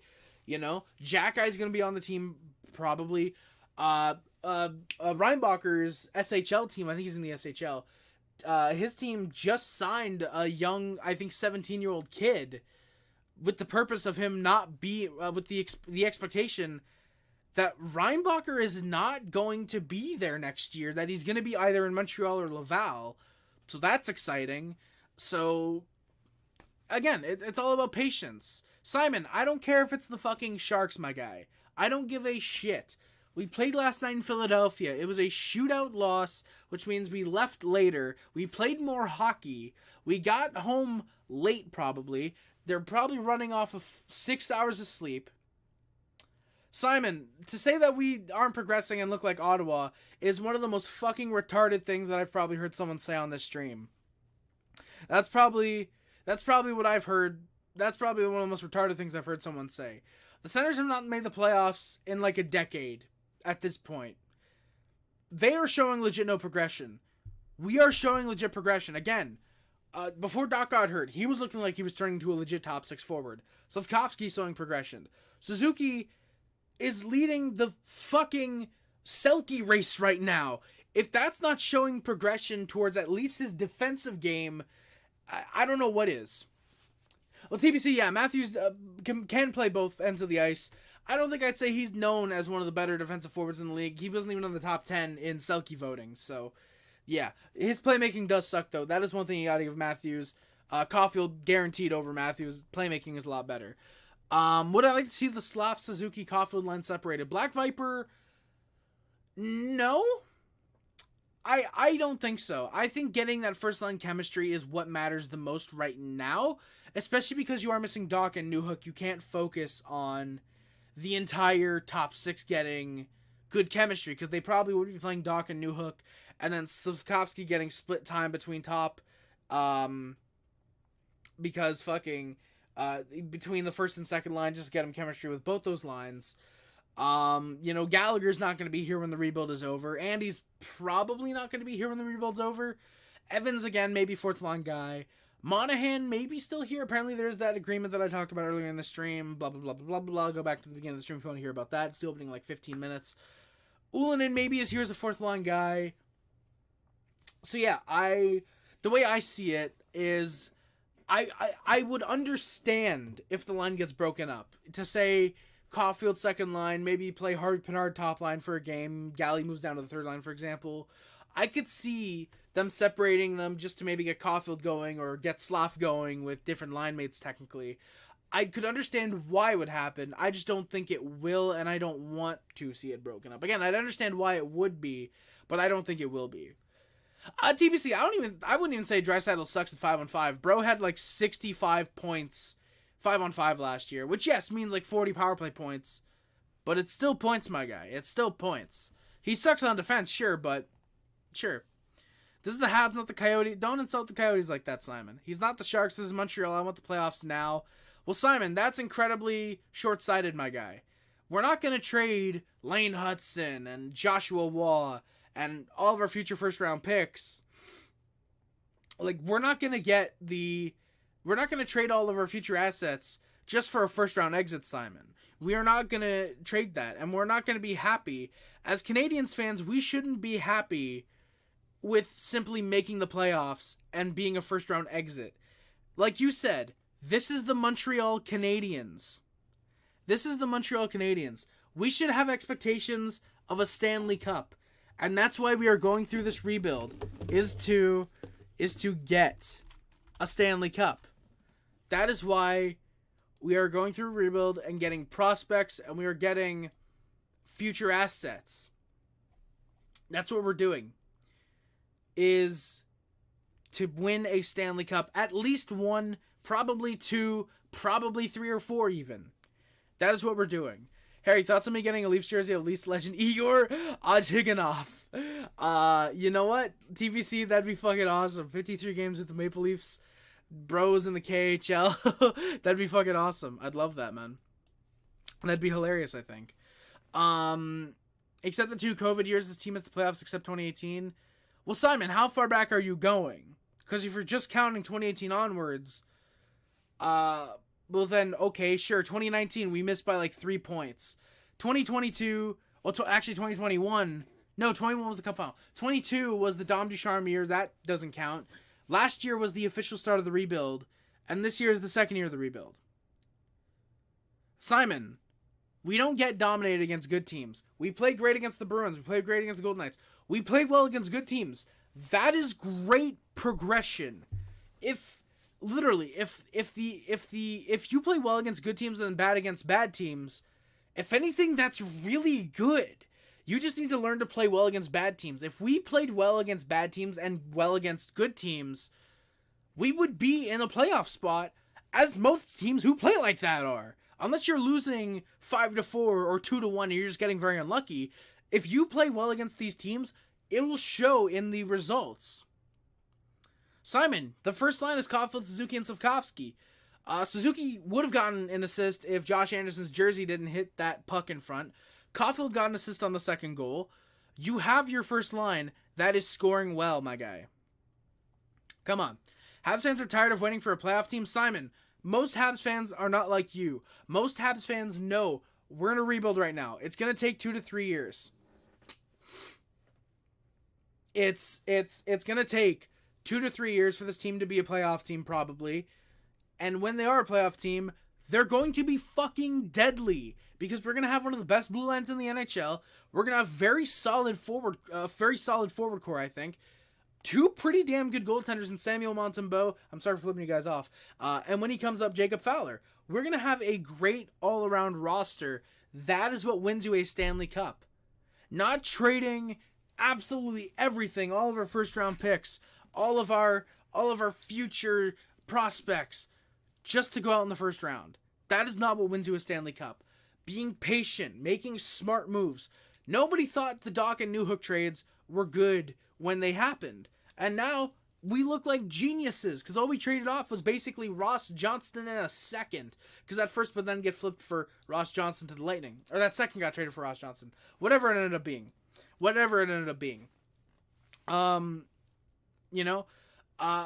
But just, for me, just patience is key here. Patience is key. Caulfield is a scorer, not a defenseman. Just score goals. You have 2 defenders for this job. Simon, there's a reason Edmonton hasn't won a Stanley Cup, because their forwards do not play defense. McDavid is not an elite 2-way forward. All right? There's a reason that Patrice Bergeron, you're a Habs fan, Patrice Bergeron in Boston led the Bruins to a Stanley Cup in 2011. Because he's a 2-way forward. He knows how to play defensively. We're not just going to have our 3 forwards hanging in the fucking neutral zone, leaving our 2 defensemen to handle 5 goddamn players. We're not going to do that. Alright? If Caulfield, Suzuki, and Slafkovsky stay on the first line, are 3 guys who not only know how to play offensively, but can handle the puck defensively, know where to get to back check, know how to stick check, know how to body check, for example. Maybe not Caulfield body checking, he's like 5'8", but still, if you have these 3 guys who are great offensively and can handle themselves defensively, that is a dangerous top line. You do not want to play a top line of guys who not only can score on you, but can also play well defensively. Alright? There is no way that a team would rather play a first line of Alex Galchenyuk, Max Pacioretty, and Paul Byron over a first line of Nick Suzuki, Cole Caulfield, and Yuri Slafkovsky in their primes, with a first line that does nothing but offense. Byron a little bit defense, but that was later in his career when he was off the first line. That's when he really got defensively well. But that first line against this 2-way first line, teams would rather face that Pacioretty line because they know they can beat them easily. Simon should be patient. Would you rather go on a deep run or get swept? If you get playoffs this year, you get swept. Well, Sons, even then, actually, I don't even think we get swept, because weirdly enough, the last 15 years when we've made the playoffs, the Canadiens, when we've made the playoffs, we've been really good when we're underdogs. Like, when we're second wild card, first wild card, we go on an Eastern Conference Finals run, at least it feels like. Or in that 1 year Western Conference Finals run. That's still really weird. Make the finals and finish last the year after. Yeah, exactly. This is the Canadiens. I agree with you. Simon, that's not what I'm saying, you fucktard. That's not what I'm saying, my guy. What I'm saying is that the Canadiens made the finals with Suzuki and Caulfield, for example. Gouli might have been there. I don't think he was, though. These guys know that feeling already. That is great experience for guys like Suzuki and Caulfield. They can help out some of the younger guys on the team. No way the Hurricanes allowed the Ducks to score 3 goals on 16 shots. That is fucking hilarious. Just play well every game. After call to me, the future is bright. Simon, I don't know what the fuck bipolar you're on. Firstly, you're saying you want playoffs, and then you're saying the future. I don't know what you're doing, but yeah. Last year, Pennard, Suzuki, and Anderson played together, and they played fairly well. If that's the first line, your second becomes Slav, Monahan, Caulfield. I would consider it. I feel like the main issue is that you're doing that first line more so to benefit Harvey Pennard than to benefit everyone overall. I feel like Harvey Pennard and Anderson being on the second line with Monahan maybe could work. Say Caulfield, Suzuki, Slafkovsky stay together. They play well. They play well in a 2-way game. If you go, say, Harvey Pennard with Anderson and then Monahan's in the middle, I feel like you get decent offense from Monahan and Harvey Pennard. You get the physicality from Andy. You're not getting much defensively, which is where I would understand playing them with Suzuki. But I would rather keep that first line together, because you can absolutely keep that first line into the future. You can absolutely keep that into the future. Patience has limits. 30 years of waiting. Simon, I didn't know we've been in a rebuild for 30 years, my guy. I didn't know that. Okay, you have a first line. Who's your second line? Simon, for the future, this year it was going to be, technically I think it was actually technically going to be Doc, Newhook, Slafkovsky, but Slav's on the first line now. The second line's Doc, Newhook, and then this year probably would have been Andy, maybe, I think. But for the future, it's probably Doc, Newhook, and then more than likely whoever we draft this year, whether it's Ivan Demidov or whoever, that's probably who your second line winger ends up being, or center. If we draft a center, Doc can play right wing. Newhook also. Newhook's, I feel like at this point primarily a left winger. So, you have three guys on that line potentially who could play different positions. Doc can play center or right wing. Newhook center and a left wing, and then whoever we draft, whatever. Simon, Doc is not always injured, my guy. Doc is not always injured. Come on, get real, my guy. You know. The goalpost is always moving. Okay, we have no offense. Okay, we have a first line. Who's your second line? Oh, well, this guy's always hurt. You're fucking moving the goalposts so far apart, and it's like, come on. Vegas wins the cup 5 years after 6 years, actually, first of all. Also, Habs no cup since 93. Okay, and? Simon? Okay? Okay? You could say the Blackhawks have 3 Stanley Cups in the last 15 years, and that would still mean the exact same to me. We are not the Golden Knights. We're not the Blackhawks. We're not the Penguins. Alright? And I'm fine with that, because we are still always going to be the greatest team in the NHL, because we're the Montreal Canadiens. If you are going to change your fan base to the Maple Leafs, go be with those losers. You can go be with them. They've not won a cup since 1967. I find it ironic that you're willing to leave a team who hasn't won a cup in 30 years for a team that hasn't won in fucking 60. My guy. I find it genuinely hilarious. Just because the Maple Leafs are a consistent first-round exit, you would rather go be with them over a team that's guaranteed a Stanley Cup in the next decade, probably. Like, and you know what, Simon? I don't think we want you back in the Habs fan base. If you want to go be a Leafs fan, go be a loser then. You can be a loser. The Habs fans will be legit. We'll be legit. Now let's get back to talking about this game that's not very well representative of what the future holds for the Canadiens. Sharks have a push. There's a weird bounce off the boards. Habs are able to clear, though, with 4 minutes left. I just realized I checked my super card because I've just spent like fucking 15 minutes rambling about the Canadiens' future for the 18th time. You know what, boys? Maybe I should make a video. Am I? Fuck yeah, let's go. Game 1 goes to me. I will watch a video to get some energy, and I'll fill my stack up for Game 2 again.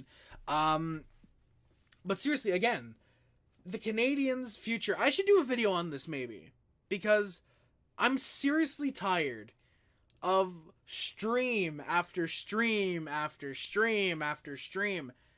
Everybody asking me when we lose a game, Harry, how fucked is this team?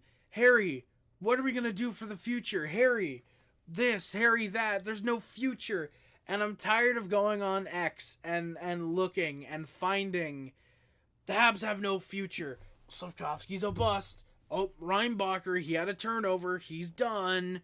I'm tired of seeing this shit. I just want the Canadiens to be a good team in the future. Now, yes, obviously, it sucks that the Canadiens suck this year. They're not that great. It sucks, obviously. But I will take 4 years of losing if it means probable 60-win seasons, a Stanley Cup. I will gladly take that. I will gladly take, in five years maybe, I will gladly take 60-win seasons, a Stanley Cup, a great future, probably potentially the best blue line in the league by 2029. I will gladly take that if it means, well, I mean, we got to lose for like 4 years after making it to a cup final. You got to suck, whatever. I will gladly take that, Simon. Now, if you'd rather go bandwagon the Leafs or bandwagon the Rangers, or if you want to go bandwagon the Lightning, because I'm sure you would probably do that, go bandwagon them then. If you want to go bandwagon a team like that, when the Canadiens are a cup contender, don't come back. When the Canadiens are a Stanley Cup contender, and the Maple Leafs in 2029 are scrambling to find depth players that'll actually play for them.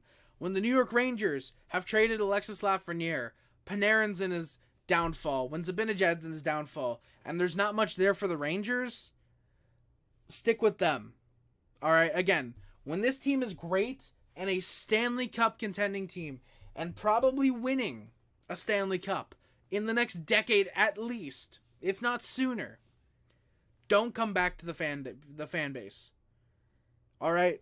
Because if you are not willing to follow this team when it is bottom of the league, everybody's laughing at us.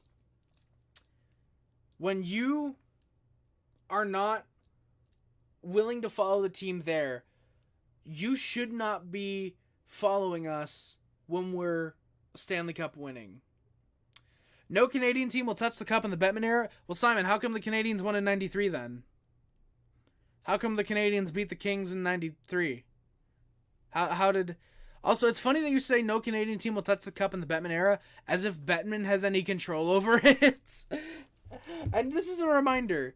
The Canadiens had to take on both the Golden Knights and the referees in 2019 in the Western Conference Finals. The Golden Knights, who were poised to destroy us in 4 games, maybe 5 games, go to the Cup Finals. It was clear that it was poised to be Golden Knights and Canadiens. Oh, sorry, I forgot to mute. It's poised to be Golden Knights and Lightning. Yeah. We beat them in 6, if you don't remember.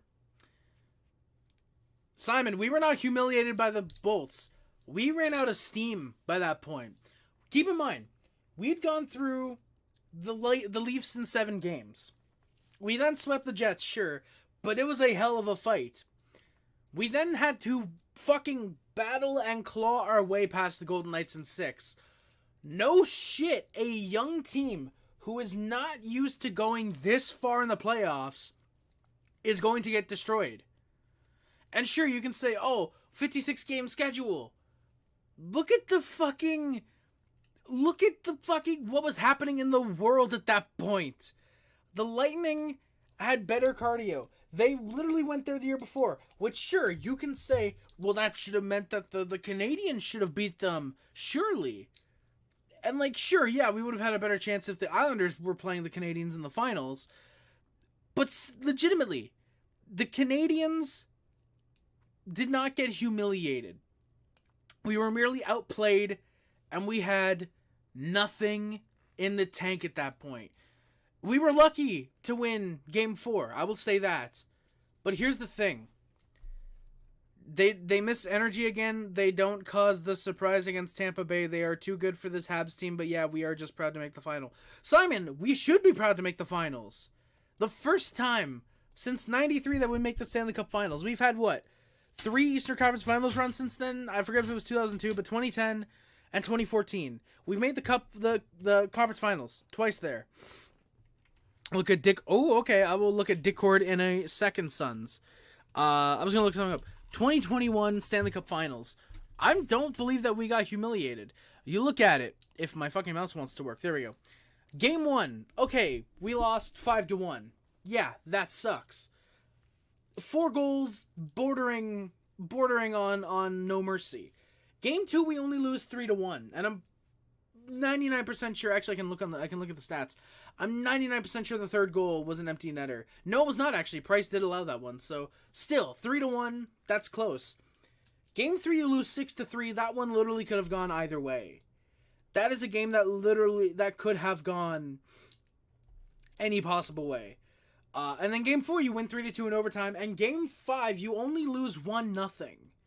So you can look at the initial, Tampa wins 4-1. They obviously destroyed the Canadiens. No.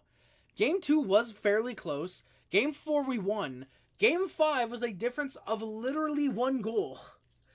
If the Canadiens somehow manage to take Game 2 and they, say, score a goal to tie that game and they win, we're up in that series 3-2. Do we probably lose? It's hard to say because the Lightning are probably running on fumes at that point after Game 5 anyways, so blah, blah, blah, blah, blah. Plus Stamkos, I think, was still a little hurt at that point, I'm pretty sure. So, yeah. Simon, what happened? Dom Ducharme happened, my guy. Also, what happened? Carey Price went on LTIR. Shea Weber went on LTIR. Paul Byron went on LTIR. Eric Stahl, we didn't re-sign him because he was clearly a rental. Philip Deneau said, fuck this team, I want to go to Los Angeles. Tomas Tatar didn't want to resign. Not like it really mattered because he didn't do much in the playoffs anyways, but still. We lost a good amount of depth that year. Our literal starting goaltender, our number one defenseman.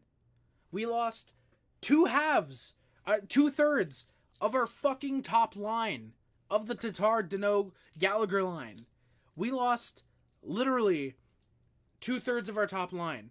We lost pretty decent depth with Eric Stahl, Corey Perry. We lost so much of our veteran leadership from that year. And so it's like, it's no shit we're going to fall off. No shit. I didn't expect bottom of the league, obviously, but no shit we were going to fall off looking at it in hindsight. You know? If anything, I'm surprised we actually didn't fall off.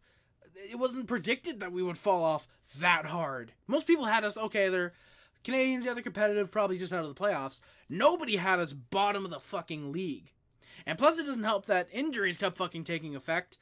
Caulfield was played on the fourth line, had 1 goal through 30 games under Dominic's fucking French dumbass. You know? Like, seriously. You can't just say, oh, what happened after the finals appearance? Nothing. You have to look at genuinely what happened. Again, Price's career ended. Weber's career ended. Byron's career was basically ended. We lost so much of our depth. You know? It's a miracle, if anything, that Marc Bergevin left us with so much. Nick Suzuki, Cole Caulfield, Caden Gooley, Joshua Waugh, Sean Farrell. Arbor Jacka, I'm pretty sure, was his last signing as Canadiens GM, I'm pretty sure. You know? It's genuinely a miracle that we aren't going to be in a rebuild for 6-7 years and, oh, well, you know, we gotta rebuild a lot from scratch. No. It's genuinely maybe 1 more year, and then it should be getting competitive from there. You know? So, like, I don't know. Wow, the first year it happened after that, Simon. So I prove you wrong, and you just extend the goalpost again. Yeah, nice to see. I prove you wrong. Also, if no Canadian team will touch the cup in the Bettman era, how come so many have made the Cup Finals? How come the Canadiens made the Cup Finals in 2021? How come the Canucks made the finals in 2011? How come the Senators made the finals in 2007? How come the Oilers made the finals in 2006? Are you going to blame the fact that the Oilers lost because their starting goalie got hurt? And are you going to blame the fact that Ottawa literally scored an own goal to cost themselves the cup? Are you going to be an idiot and blame that on Bettman? Or are you just going to acknowledge that those teams were flat out beat? And notice, the Oilers losing 7. The Senators losing 5. The Canucks losing 7. The Canadiens losing 5. Half of them have gotten to fucking game 7s. It's not like these are, every Canadian team that made the finals then gets swept. Like, no. Half of them have made the fucking finals go to game 7. And I'm probably forgetting 1 or 2 here and there. The Canucks in 94 made the fucking finals then. I'm trying to think, 95, 96, 97, 98, 99. I'm trying to remember. Winnipeg hasn't made the final. The closest they got was 2018. Leafs closest they got was the second round last year. I'm trying to remember. Okay, and every Canadian team they found they lose. Simon, okay, and? Who is that to blame on? Is that to blame on Gary Bettman for making a team go to the final? For allowing a Canadian team to go to the finals? Or is that on the team for just fucking sucking? Take the Canucks, for example. Roberto Luongo, I believe it was at home. He was incredible. In Boston, he fucking sucked. Is it the Canucks' fault that they played him game, I think it was 3 and 7 over the fucking, who was it? Corey Schneider? I think it was Corey Schneider. Or Eddie Lack, maybe it might have been at that point, but I'm sure it was Corey Schneider. Or is it Bettman's fault? I'm sure you would say Bettman for some goddamn reason. Paul Byron is on Long Island in his heart, probably. It's not fun building a loser culture. Just watch Buffalo or Ottawa. They have so many good players if they have the habit to lose and lose. Simon, what about Pittsburgh when they went through their rebuild? What about the fucking Blackhawks in the 2000s? What about the Tampa Bay Lightning? What about the Los Angeles Kings when they went through their rebuild? There are you're pinpointing the 1 or 2 instances of Buffalo, Colorado when they were the worst team in the goddamn league in 2016 or 2017. I think it was both years actually. You know, you're pinpointing the 1 or 2 instances of the same division where it's not working out, when you have to take a look at the rest of the league where it has worked out, you know? Like, we're not building a loser culture anyways. We are staying competitive. We're not like we are in Dominic Ducharme. Yeah, we didn't give 100% tonight. We pushed in the final 5 minutes at least. We showed we wanted to tie the game at least. We showed we wanted to win. Now again, sure, it wasn't a full 60 minutes, but look at the 7-game road trip. We played very well on a majority of those games. We played very, very well in most of those games. So to say that we're developing a loser culture, I think is completely ignorant, at the very least, in my opinion. I think it's absolutely ignorant to say that we're developing a loser or a looser culture, if I'm going off of what you said exactly. Yeah. Should we pull a similar move like what Vegas did to get Eichel because we look to be coming out of the rebuild? We just need one more top 6 guy, more competitive team. Black Viper, I don't think so. I think that you can probably get, not necessarily an Eichel because we don't need a number 1 center. I think the only thing we need is a top right wing, actually, I would say. Or if you want a second line center, because I know Doc can play center and right wing. It's weird because you can say, oh, we need a second line center if you want to play Doc right wing, or we need a second line right wing if you want to play Doc at center. So I'd say one more second liner overall is what I'll say. Because then you also have Newhook who can play left wing and center. Too bad you can't clone one of these guys, and then you're perfect. But yeah, no, I wouldn't pull what Vegas did with to get Eichel. Because, well, sure, they traded off basically nothing. It was like a first-round pick and Peyton Krebs, and that's it. I don't think that we need someone to the caliber of a Jack Eichel. I think we need a player who actually wants to play hockey and not just worry about, hey, every time I go to Buffalo, am I going to get booed or not? I think, again, a second-line forward is really the most that we need on this team for the future right now. And even then, we probably end up getting that with a pick this year in the draft, Black Viper. So yeah, I think it's more so just a kind of be patient, be calm. Why didn't Bettman congratulate the Habs after the 2021 finals? I'm pretty sure he did, Simon.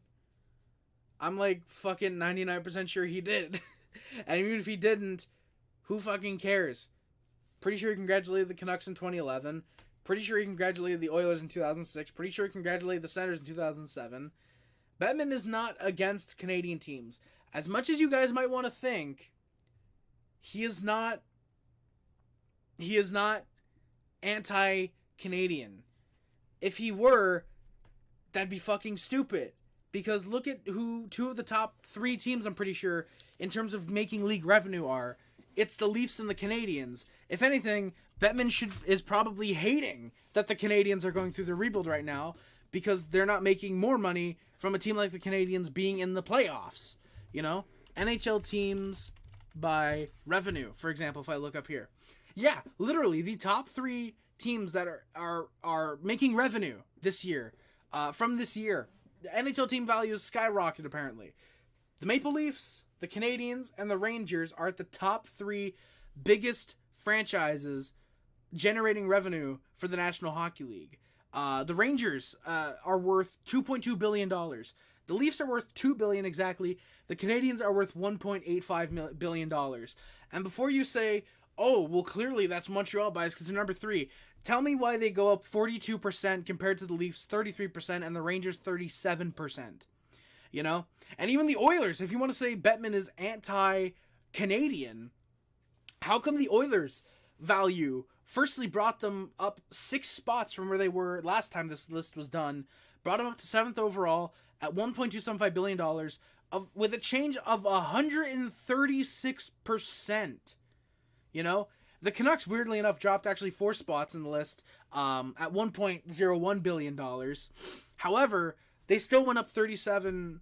At least I'm pretty sure it's an increase of 37.4%, which actually, if anything, is more indicative of the teams above them that moved up rather than the Canucks losing money. In fact, no team in the league actually apparently lost money. Every one of their values went up, it seems. The lowest valued Canadian franchise are the Jets, which isn't surprising, $650 million, but they still had an increase apparently of 56.6 billion. I wish 56.6%. I was gonna say $1 billion. That would have been really funny. And then it's the Senators, and then Calgary. It's the teams who you would expect to be at the bottom. Again, Bettman, if he were really rigging it, who are the teams that would be making the playoffs every year? The Rangers, the Leafs, the Canadiens, the Bruins, the Flyers, the Capitals, The Islanders and the Lightning every year. In the East, in the West, who would be making the playoffs every year? Chicago, LA, Oilers, the Kraken, because they're 10th overall at $1.05 billion. The Canucks, the Red Wings, because I'm pretty sure, no, I think the Red Wings are in the East, actually. So take out Tampa, it'd actually be Detroit. But the Canucks, the Golden Knights, the Stars, and I think the Blues, I think I'm going to count one or two teams too many. These teams would consistently be in the playoffs. Not seeing Florida, who is literally the second lowest value team in the National Hockey League, going to the Stanley Cup Finals last year against the team who generated the 16th literally in the middle, the 16th average team, Golden Knights. You wouldn't be seeing that. You wouldn't be seeing the Carolina Hurricanes making playoffs every year and going to a conference finals every couple years. Is that rigged because Gary Bettman's making them go to the playoffs and then lose in the conference finals, getting swept every year? Is it rigged because the San Jose Sharks are a losing team and they're 25th on the team league revenues list? Like, I just... Huh? Like, come on, Simon. The way that you gotta look at this, if it were being rigged, the revenues should be reflective of, if anything, who should be making the playoffs and who shouldn't be if Bettman was rigging it. You know? Bettman wants money. If he didn't want money and or the league to make money, he would be fired. Okay? Clearly he's making the league money because he does his job. Again, if he were rigging it, he would have been fired because he's doing a fucking awful job at making sure that the Rangers, again, teams that are currently rebuilding, the Canadiens, the Blackhawks, the Kings were going through a rebuild at some point, the Flyers, the Capitals, and the Red Wings, of all making the playoffs, he's doing a terrible job at it. You know? Even the Rangers, they went through a rebuild like 5-6 years ago. He's doing a terrible job of making sure that they get to the playoffs every year. So again, it's just completely ridiculous to make this, oh, well, Bettman's absolutely rigging the league. You know, it's absolutely ridiculous. It's absolutely just, yeah. Dolphin Friend, meanwhile, I'm sorry that I haven't gotten your comments yet. Hello there. I don't think I've seen you in stream before. I hope you enjoyed that little rant I just went on. Duchesne basically destroyed us, in my opinion. To an extent, I definitely think so. I think he definitely was close to ruining Cole Caulfield. Fucking, what was it, fourth line, a goal in 30 games again? What do I said? Slavkovsky is looking game after game, exactly. Hello, nice to be here. Hello, Dolphin Friend. I hope you're still in here. Hello, Raymond. I just see you're in the chat now. Hello, everybody. Like your jersey, thank you, my good sir. It is a 22 Steve Shutt. No, it's a 22 Caulfield. I could have said it's a 22 John Scott because I'm pretty sure he wore 22 that one game he got called up. But Raymond, hope you're having a wonderful day, my good sir. Thank you for coming by. I'm here, I am new, and I enjoy being here. Hey, Dolphin Friend, thank you very much. Thank you, and Raymond, for coming by. Much appreciated. Can Zegras fill what we need?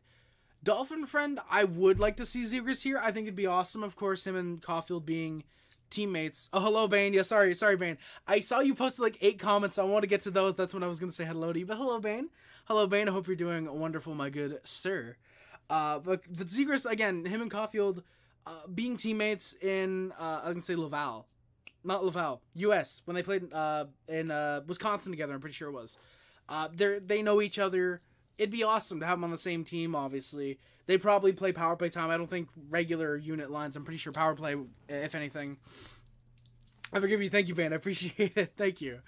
Again, it would be great to have Zegras on the team. But what would you have to give up for him? Is his value lower because he's injured right now and because he's on a down year right now? Or is his value high still because the Ducks probably don't trade him while he's injured? You know, there's a multitude of questions that I ask the Ducks in terms of, again, okay, how much do you want for him? What's his value like? He's out like 6 to 8 weeks. Are we working a deal now? Are we working a deal closer to the deadline? Are we maybe working a deal at the draft? Does he play out this year in Anaheim and then again, it's a deal at the draft? You know, like I have a multitude of questions about, again, you know, well, okay, what would it take for Zegras? It's not just necessarily a could he fill what we need, which that yeah, he probably would fill a good second line role. That's how good I think the first line of Slafkovsky, Suzuki, Caulfield's going to be. That Zegras is forced to play second line, at least in my opinion. So he definitely can fill that, again, that second line spot that we need. I think, again, it's more so how much would we need to give up from what our future holds to get Trevor Zegras. Simon, sorry, boys. I predict a top 5 draft again this year. Next year, nothing changed. Rebuild. This is so fun to watch. Simon, Simon, I don't know, man. I just, I don't know. If I can't win you over with anything that I'm saying, I don't know what to say. Then either you're clearly not listening to me, or I'm somehow not getting through to you. But I feel like I've made some pretty good points, especially conflicting your opinion on Bettman rigging the league. I'm pretty sure I've done a good job on that, so I don't know, unless maybe you're typing out a long response now and it's just not fitting because of the 300 character limit. But yeah, I really wish you could change that. I really wish there was a manual thing where you can set there to be no limit or a limit. I wish YouTube would do that. I think Twitch has that or something. Demko was good. I believe he'll be the best in the world after 5 cup wins. Canucks on the verge of a dynasty. The likes that none have seen before. Oh, Bane, dude. You know what? I appreciate the Canucks fan coming in and being very hopeful for his team. I appreciate that. I just, I can't. I don't know if I can see the Canucks make a dynasty. Could I see them maybe win a cup? This year looks like they actually could, maybe. I think that they actually look really, really good this year. Sorry, boys. Again, I'm just checking out Supercard. You know what? I'm not gonna use my energy for Game 3. I'm gonna risk it. But yeah, I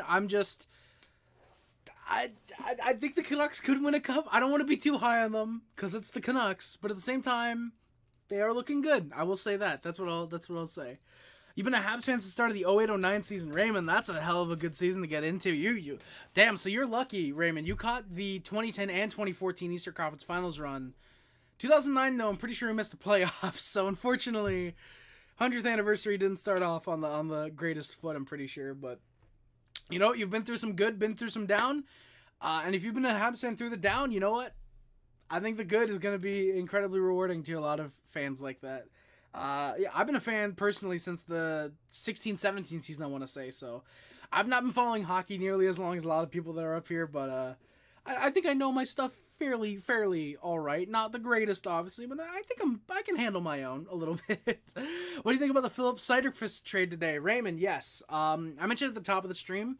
However, we're almost 2 hours in, and I doubt people are going to go to the first 15 minutes try and find what do you think of the Philip Seiderqvist trade. So I think it's an AHL deal. Maybe he gets a couple games. We acquired, I forget, it was Nicolas Baudin. I think it was when we traded Nicolas Baudin, actually. Shout out from Shadow Gay, Nicolas Baudin. That's where he's from. But I think it was when we traded Nicolas Baudin.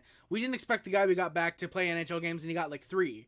So I think it could be a situation like that. Maybe at the end of the year, just hey, why not Philip Seiderqvist? Why not call him up for a couple games? This speaks to me though more of an AHL deal. I think. I think it speaks to me as more of just hey, Laval's trying to make the playoffs. You know, give up nothing. We get a guy who can, you know, he can be a defensive forward, probably a decent third liner in the AHL. Again, maybe get 1 or 2 games in the NHL. That'd be awesome. I'd like to see him in the NHL, but yeah. Also, apparently, he is expected to go back to Europe next season, so that probably explains why we didn't give up a 7th or a 6th and with future considerations, because the Sabres, Rochester, I don't think was playing him, so it makes sense that he ends up getting dealt, so yeah. Dolphin Friend, for Zegras, solid defender prospects and draft pick. Again, that would depend on what we're giving up. If it's, say, Justin Barron, because I still think he has possible top 4 potential. If it's, say, Justin Barron, say Sean Farrell, I know someone threw him out earlier. Say Sean Farrell, Adam Engstrom.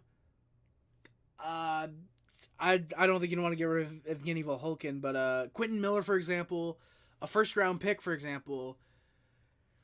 I think you're bordering on a little bit too much, but then again, I don't know. You're giving up a goaltender, you're giving up 2 defensemen, a forward, all of which we're probably not going to end up using to get a guy that we can use immediately. It's tough because we have a great blue line, a great future blue line. We have great forwards for the future. Again, it's more so I'm less on a I'm less of a not optimistic. I'm less of a like, oh yeah, we should do this, get what we can now for the future. I'm more of a kind of wait it out type of guy in terms of, again, with Trevor Zegras, for example, oh, the Canadiens should trade for him. I'm more of a, hey, I think we should see what we do at the draft first. I think we should see if we end up picking Ivan Demidov. If we do, I think that basically guarantees what our top six is for the future. Suzuki, Slough, Caulfield on the top line, not in that order because that would imply I think it says Slavkovsky second. That would imply he's a center. And then Doc Newhook with Ivan Demidov when the Canadiens are in their prime. If we don't get Ivan Demidov, for example, and we for some reason draft a defenseman, I know this class is very good on defensemen, but I do see us going forward. Then I could see there being a possibility that we go for Zegras. I think a potential Zegras trade for the Canadiens might be dependent on A, if he's available at the draft, and B, what we get at the draft, and C, how much the Ducks want. If they, for some reason, only want like a second round pick, there's no way they only do. But if it was, say, a second round pick, then yeah, the Canadiens probably jump on that tomorrow. I don't care if he's injured 6 to 8 weeks, we'll take Zegras, as long as you take on, say, a contract. I don't know if we have any really bad contracts aside from Gallagher, but like, yeah. Bain strongly believes the Canadian team will win the Cup in 24. I wonder which team he believes will do it. That'd be awesome, Bain. I will say that definitely. However, at the same time, very selfishly, I am wishing that no Canadian team wins it until the Canadiens do again. Because I think that'd be cool. They win the last Canadian Stanley Cup, and then they win the first one in 30 whatever years. I think that'd be really cool. So yeah. Every team started their second goalie against Montreal. Just watch every game. They don't get him in serious. Simon, what do you mean by that? I don't get what you mean. Like, okay, yeah, sure, tonight they played Blackwood. Blackwood played pretty good, I will say that. Last game Samuel Ersson played, but that's because Carter Hart literally played the night before. That's not a let's slight Montreal deal. The Rangers, Simon, I would actually argue started their starting goalie, actually. I would actually argue that Jonathan Quick has been playing a lot better than Igor Shesterkin, so they actually started their starter against the Canadiens. The Sabres, Devin Levi is expected to be their starter. I'd say UPL's been pretty good, but yeah. Dallas, Scott Wedgwood, they only played him because Jake Ottinger was hurt, so they kind of had to. They weren't going to play Matt Murray. If they played Matt Murray, then yeah, you can say, okay, they're giving Montreal the slight, clearly by starting this young kid. Johansson only got the game because Vasilevsky played the night before when we played Tampa. How do I know this? Because I put it in my notes. Florida played Anthony Stolarz because Stolarz was actually playing well at that point. I don't know if he is still now, but yeah, he was playing well at that point. Carolina, that one, that's probably the most recent game that you can say where it's like, okay, yeah, they're probably starting to back up because of Montreal. But we were 15, 14, and 5 at that point. Actually, after that game, we were 15, 14, and 5 because I think we lost that one. Yeah, we lost that one. So we were actually 15, 13, and 5 going into that game. So we were actually above 500. So, Simon, I don't even think you can say, oh, every team starts their second goalie to slight Montreal, which I'm sure is what you're trying to get at. I don't think you can even say that, personally. I understand the frustration this season. Some games this season are frustration. Exactly, Dolphin friend. It's all about development. That's what I've been saying. Caulfield, what I've said, while he might not be scoring, he's working more on the defensive play. He's back-checking a lot more. And I love that. I would much rather have, I've said it before, Caulfield score 40 goals instead of 50 goals a year when he's in his prime, but be a good back-checking guy who's not afraid to go and poke check or afraid to defend the puck rather than strictly maybe coasting near the blue line right outside in the neutral zone hoping for a break. I'd rather him be a team guy like that. Nick Suzuki, we talked about it on the most recent episode of Abnormals.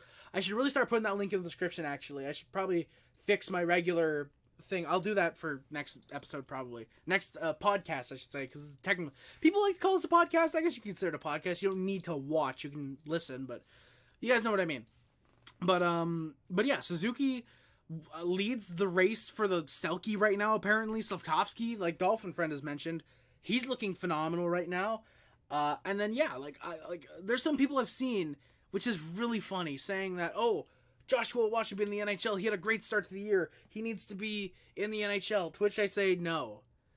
I like Joshua Waugh. He's going to be a great third liner in the NHL. Probably should be a second liner on most teams, but in his prime, probably going to be stuck on the third line in Montreal. Blah blah blah blah blah.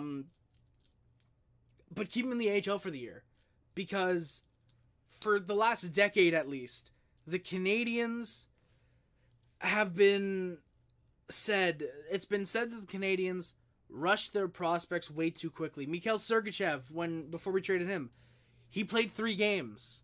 He played 3 games because we rushed him. Charles Hudon was rushed. Jacob de la Rose was rushed. Now, do I think Jacob de la Rose would have panned out more or Charles Hudon would have panned out more if we didn't rush them to the league? And again, Sergachev, that's kind of they only played 3 games, but it was kind of clear we were going to play him the next year anyways. That we rushed these guys. And even then, with Sergachev, it was more so at the end, just, hey, Bergevin knows what he's doing at this point. Hey, Sens, firstly, thoughts on the Sens being the New York Jets of the NHL? That's about accurate. And also, hey, you're off to sleep. That's completely understandable. Sens, have a wonderful night, my good sir. Thank you for coming by to the stream. Hope to see you in the next one, like the rest of you boyos. Thank you guys for the consistent viewership, by the way. We've been consistently around 9 to 11 viewers. Fucking thank you guys. Fuck, what was I talking about now? What was I talking about now? Shit, I'm trying to remember. But yeah, with Charles Hudon and Jacob de la Rose, there we go. Remember, we rushed these guys. Do I think that boys to men? Yes, that's what I was talking about. Thank you, Bade. No, but seriously, do I think these guys would have panned out more if, for example, they'd taken an extra year or two to come to the NHL? Maybe. I mean, there's always that possibility. Or Nick Cousins, because I think we had him before Philly. Maybe we got him from Philly. I forget. But do I think that there's a possibility that these guys pan out and are maybe third, fourth liners now instead of being overseas? Yeah, there's that possibility. You can't really say about Nick Cousins because he's in Florida right now. Unfortunately, he's got a concussion. That really sucks.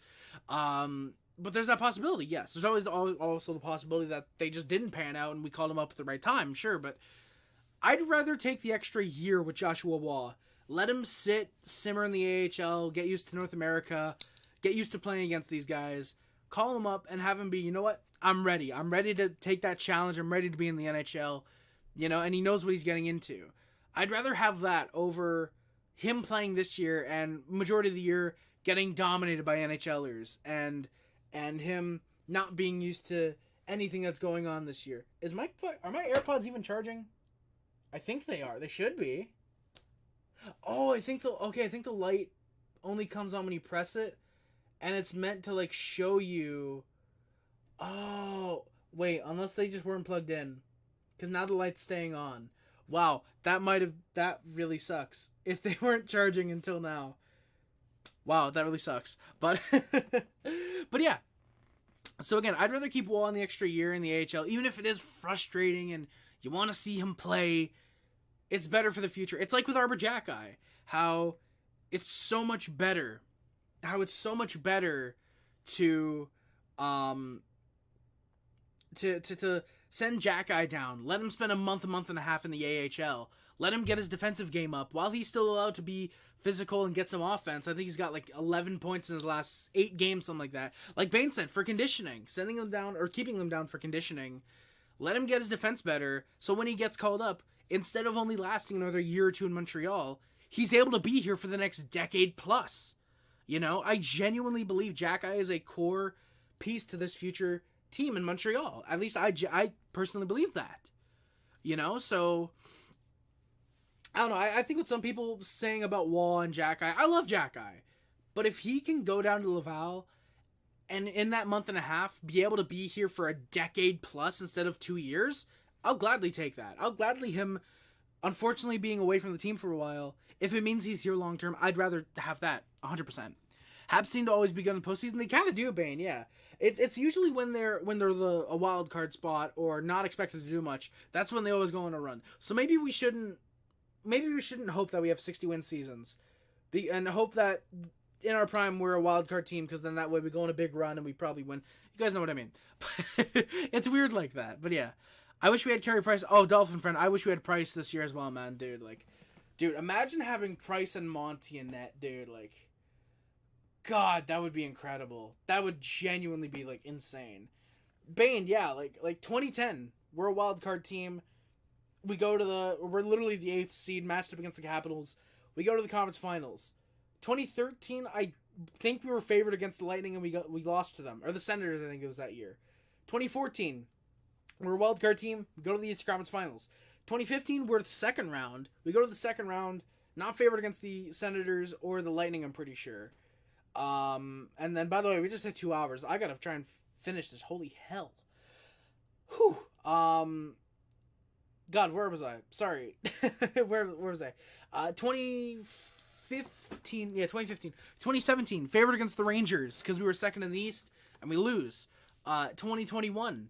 I genuinely think 2019 we would have also beat the Lightning instead of the Blue Jackets if we'd gotten in because wild card. But 2021, sorry, where was I? 2021. Expected to lose in 3 to the Leafs. That was the best of 7, but memes. We were expected to lose in 3. We go to the Stanley Cup Finals. So, yeah, I wish we had Price this year as well, Dolphin friend. But Bane, it is really funny that when we're a wildcard team, we do seem to do better, at least in the last decade plus. Galley's old, the 4X old, Armia's old. How many players they have in the lineup that are not useful at all? Well, Galley, you know what? That's completely fair. I liked him a couple years back, but he definitely is useless.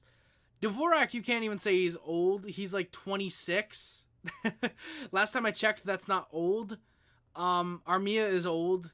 He's got 6 goals. He would have been on pace for 18 goals throughout the whole year, which I think is pretty alright.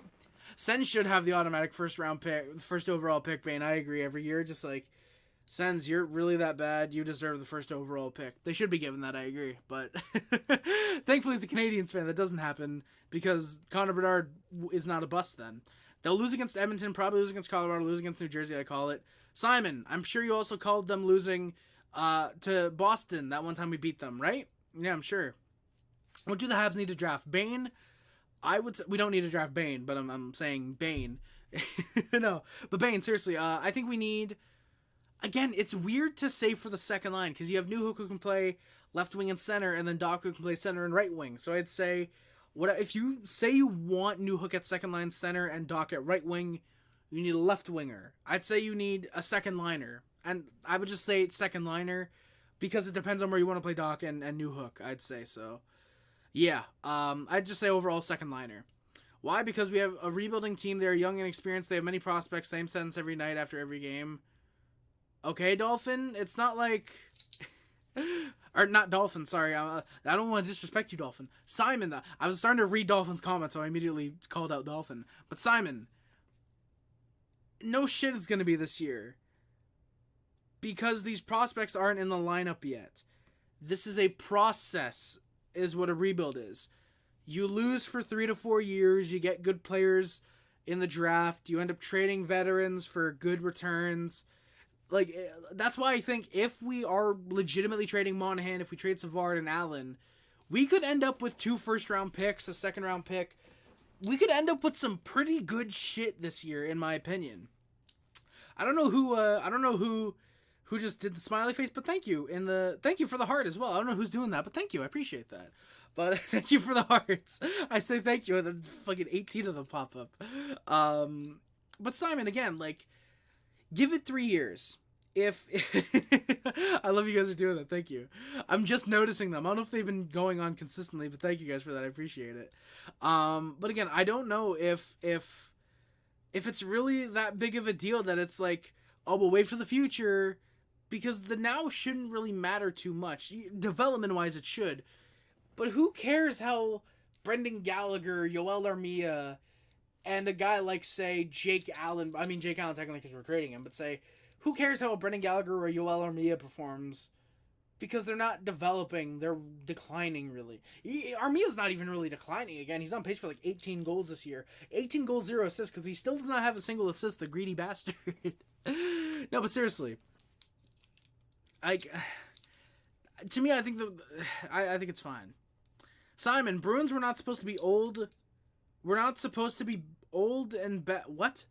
Bruins was not supposed to be old and bad this year. This is totally the opposite of a young team. Simon, With the Bruins, though, are they not still really young? Let me look at Cap Friendly real quick, because Cap Friendly gives... If my goddamn mouse wants to click, there we go, thank you. I can now load up, no, I don't want to look at players, teams. Boston. Does it give me an average age? I wish it did. Damn it, it doesn't. Look at their players. Oh, it actually does give me their average age. Their average forward age is 26.6, basically 27. Their defense is an average age of 28%. Their average goaltending age is 26. Because they have Olmark, who's 30, they have Swayman, who's 25, and they have Brendan Bussey. I wish I was making that name up.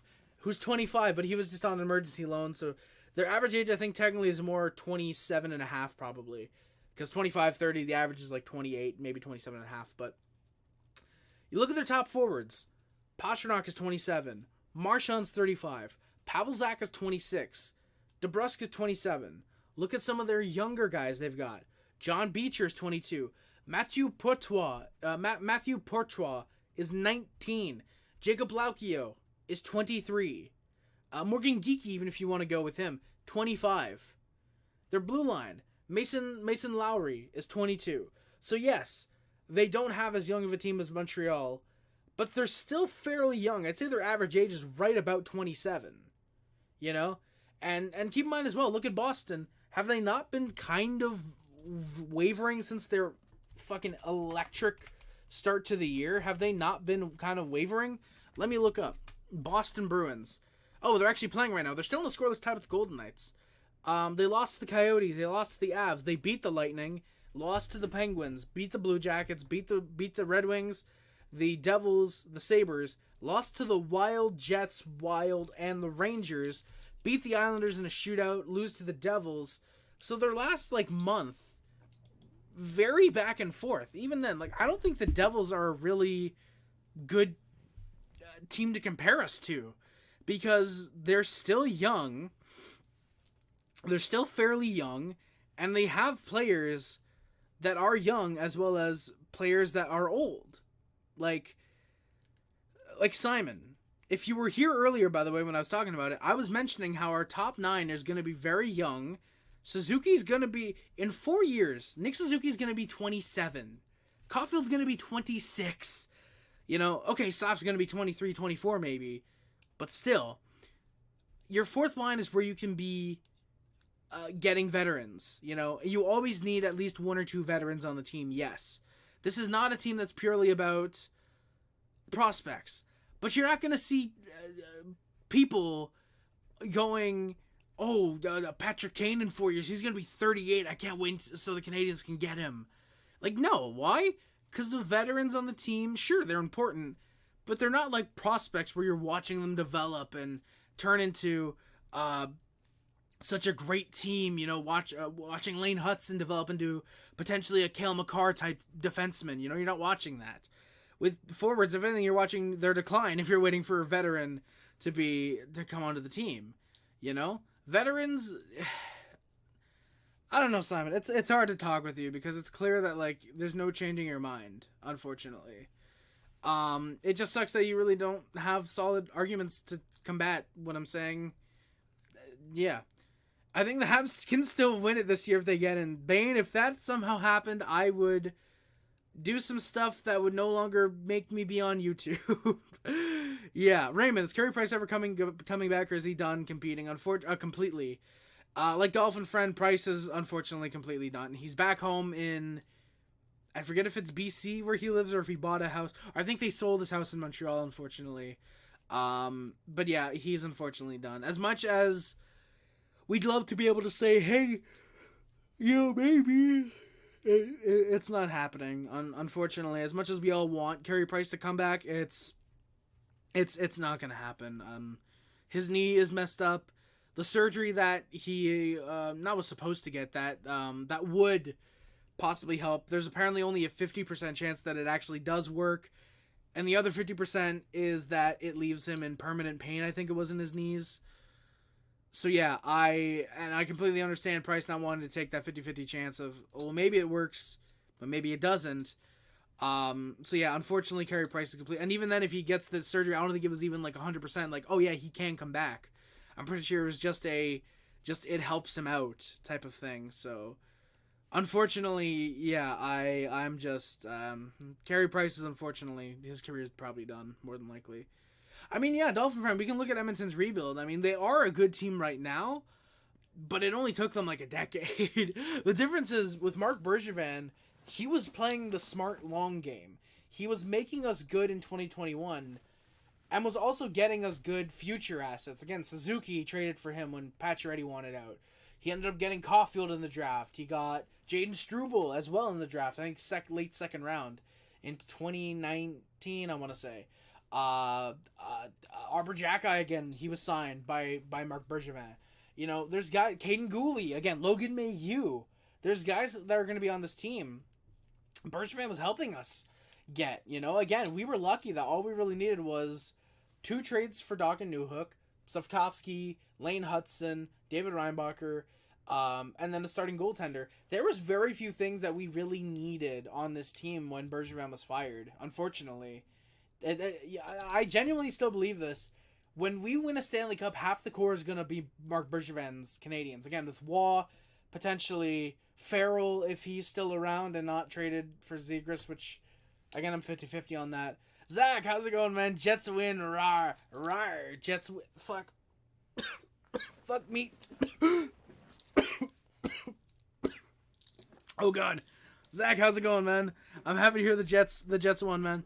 Raymond, unfortunately, I have to go now. Nice to meet you. Hey, nice to meet you too, Raymond. Fellow Habs fan. Hey, let's go. Repping the red, white, and blue. That's not the way I meant. Whatever. If you're from America, hey, then double meaning. Subscribe to the channel, Raymond. Thank you, man. I appreciate it. Guys, if you guys are enjoying the channel, hit that sub button if you haven't already. Tell your friends we're on the road to 1,000 subscribers. Hey! The first one in a long-ass time. Oh, and of course, you can't hear it because of the... Damn it, you can't... Fuck. How do I do this again? How do I do this? Bro, we scored to tie the game with 3 minutes left and took the lead with a minute left. 8 straight win. Holy shit, Zach. I didn't... Obviously, I wasn't watching the game because I was doing this, unfortunately. But god damn, that sounds fucking awesome, my guy. Dashboards? I did not want to see that dashboard, unfortunately. Fuck. I have to go too, but I'll be back. Awesome to be here. Hey, Dolphin friend. Happy to have you in the stream, my good Dolphin friend, my good sir. Thank you guys for coming by to the stream. I'm going to try and wrap up the game in a few minutes as well, because we've been live for like 2 hours, and yeah. But thank you again, Dolphin friend, for coming here. Raymond, thank you for subscribing. Saul Goodman. That's literally what it would say if the thing worked. Maybe for next stream, I'll have to, maybe next stream I'll remember to keep the fucking speakers unmuted so you can actually hear. So unless you guys could still hear the Saul Goodman when it was going off, there's obviously still that possibility. I don't think you did, but if you did, that'd be nice. Sorry, Cup run. It's McDavid as a Senator. Creepy that nobody is scoring.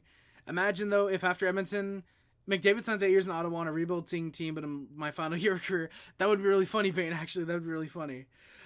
60 points, my dude. League lead, haha. Just riding the high. I'll take Monahan off your hands. What's the price? Zach, a first round pick.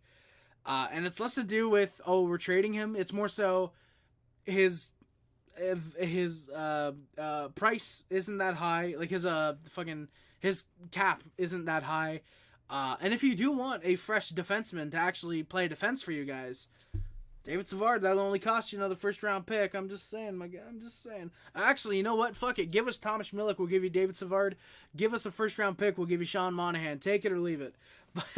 Fuck you, bro. We can't do this. I need Sammer and Giroux still. Fuck you, bro. You know what? Fine then. The Jets don't want to give us a first round pick for Sean Monahan. Then what we'll do, Zach, we're going to compromise real quick. I'm totally not looking up your draft history for a specific reason. You guys give us a guy that I know Jets fans are fine with getting rid of. You give us Brad Lambert, or as he's going to be called in Montreal, Brad Lambert. Give us Brad Lambert. We'll be fine. Didn't go to the World Juniors this year. That's Why? Oh, maybe because no, but he was in the AHL last year. What the fuck? Give us Brad Lambert from Monahan, and bro trying to break my heart and steal Milik from me. Zach, I've wanted Thomas Milik since I seen him in the World Juniors last year. You can take Chaz Lucius. No, you guys can trade him for Carolina for Brent Burns. That's what you guys can do. You guys can take Chaz Lucius and send him to the ECHL for all I care. I genuinely don't get what the Jets saw in that dude when they traded for him. I honestly don't get that, man. But dude, Milik. I mean, to be fair, we don't need Thomas Milik. We don't need Thomas Milik because we've got Jacob Fowler. So, but I mean, plus you guys are gonna need someone to replace Hellebuck to steal like 55 games a year for you guys. So, yeah, Brent Burns doesn't play defense. So I mean, hey, it's either David Savard or Brent Burns. It feels like. Which one would you rather have? The price is gonna vary, my guy. It's either you get a forward disguised as a defenseman, or you get a defenseman disguised as a defenseman. That's how good David Savard is. He can disguise himself when he plays the goddamn position. Oh yeah, Milik's in the ECHL. Yeah, he's probably on the Moose next year. Yeah, same with fucking not stressed man. I think Jakub Dobesh was in the ECHL for a while for us, and he's in the AHL right now. He's doing pretty decent. ECHL All-Star, yes indeed, Thomas Milik. Dude, I genuinely, I said it. I don't know if you were probably hear one of the streams I said it, but I was calling it. Thomas Milik is going to be a steal when he gets drafted. And I hated seeing that the Winnipeg Jets drafted him because my first thought was immediately, well, great, they have the next Hellebuck. That's how good Milik is going to be. I genuinely believe that. He's going to be a great goaltender. Exactly, Zach. I mean, fuck, dude was an overager. A double overager. I think he was 20, actually, when you guys drafted him. So it's like, oh, God. Dude, I saw him available in the 4th round. I saw him available at the 4th round. I was like, Montreal, come on. Now is the time. Short height overager, exactly, Zach. Like, I can kind of get that being a little bit of like, well, maybe don't take him. But still, the dude does what he does at the fucking World Juniors. Like, come on. Like, someone's got to take a chance on him before the goddamn 5th round. We did draft 3 goalies. It was Quentin Miller, Jacob Fowler, and Yevgeny Volholkin. We did draft 3 goalies. We also drafted Florian Jacki, who's doing wonders right now in the AHL. And, who else was it? We drafted Casey Middlestat's brother. I forgot his name. If Sporty was here, he'd be able to tell you. But we drafted Middlestat's brother. Not that it's really going to matter. He's probably Luke Middlestat. Luke Middlestat's his name. I'm pretty sure it's his brother. But yeah, we're good at goaltending. Plus, we got Monty right now. We have Jakub Dobesh, who I still think is going to end up panning out. We're good for the future in goalies. So we didn't need Milik, but my heart yearned for Thomas Milik. It was either him or who the fuck was it? It wasn't Troy Agostine. And great, I closed the Jets draft history, so I can't go right to the 2023 draft. That's the 2022 draft. Thank you. That is okay. Fuck it. We're just gonna go to the drafts, and I'm just gonna click on it. 2023 position. Who were the goalies drafted this year? I'm gonna have to try and find them. Oh, great. Okay, what's going? Which goalie did I want? It was fucking where is he? Not Thomas Milik. Great. Was he actually? He was drafted in 2022. I'm pretty sure. Actually, it was. I'm trying to find him. Where the fuck is he? Dennis Hildeby was a 4th round pick. That's funny. Son of a bitch, where is he? There's no way he would have been in 2021. I refuse to believe that he was in 2021. No, okay, I hate this game. I genuinely hate this game. I hate the site. Who was it? Not Sebastian Kosa. I can't find the goal. Not Joe Verbatic. Son of a bitch. I don't fucking know. Shout out, by the way, Taylor McCarr going Mr. Irrelevant to the Colorado Avalanche. And he kind of fucking sucks right now. Yeah, there's a lot. How's the game, though? Zach. Look at the score and tell me how the game was. Oh fuck me. Seriously though, the game was. Fuck it. I'll fill my cards there. Oh, I got some free packs to open. Fucking saxophone. Seriously though, the game had its ups and downs. I thought we played a decent first period. Second period was very much dominated by the San Jose Sharks, and the third period, the Canadiens didn't show a lot of fight until the last 5 minutes, until it was almost too late. We played a very good last 5.5 minutes. I thought that it was very much an overwhelmed Canadiens. Keep in mind, we played last night against Philly, and we probably arrived early in the morning today. So that's probably a reason that we didn't play super hard. But, yeah, Struble had a terrible giveaway that led to the first goal. Second goal was a really bad play by Mike Matheson and kind of just everybody being out of position that left Fabian Zetherland wide open. Third goal was just a pretty decent shot that just beat Montembeault, unfortunately. Which I don't think we've even gotten to that goal yet. No, we have not. We've not even gotten to that goal. We were about to, actually, in my notes.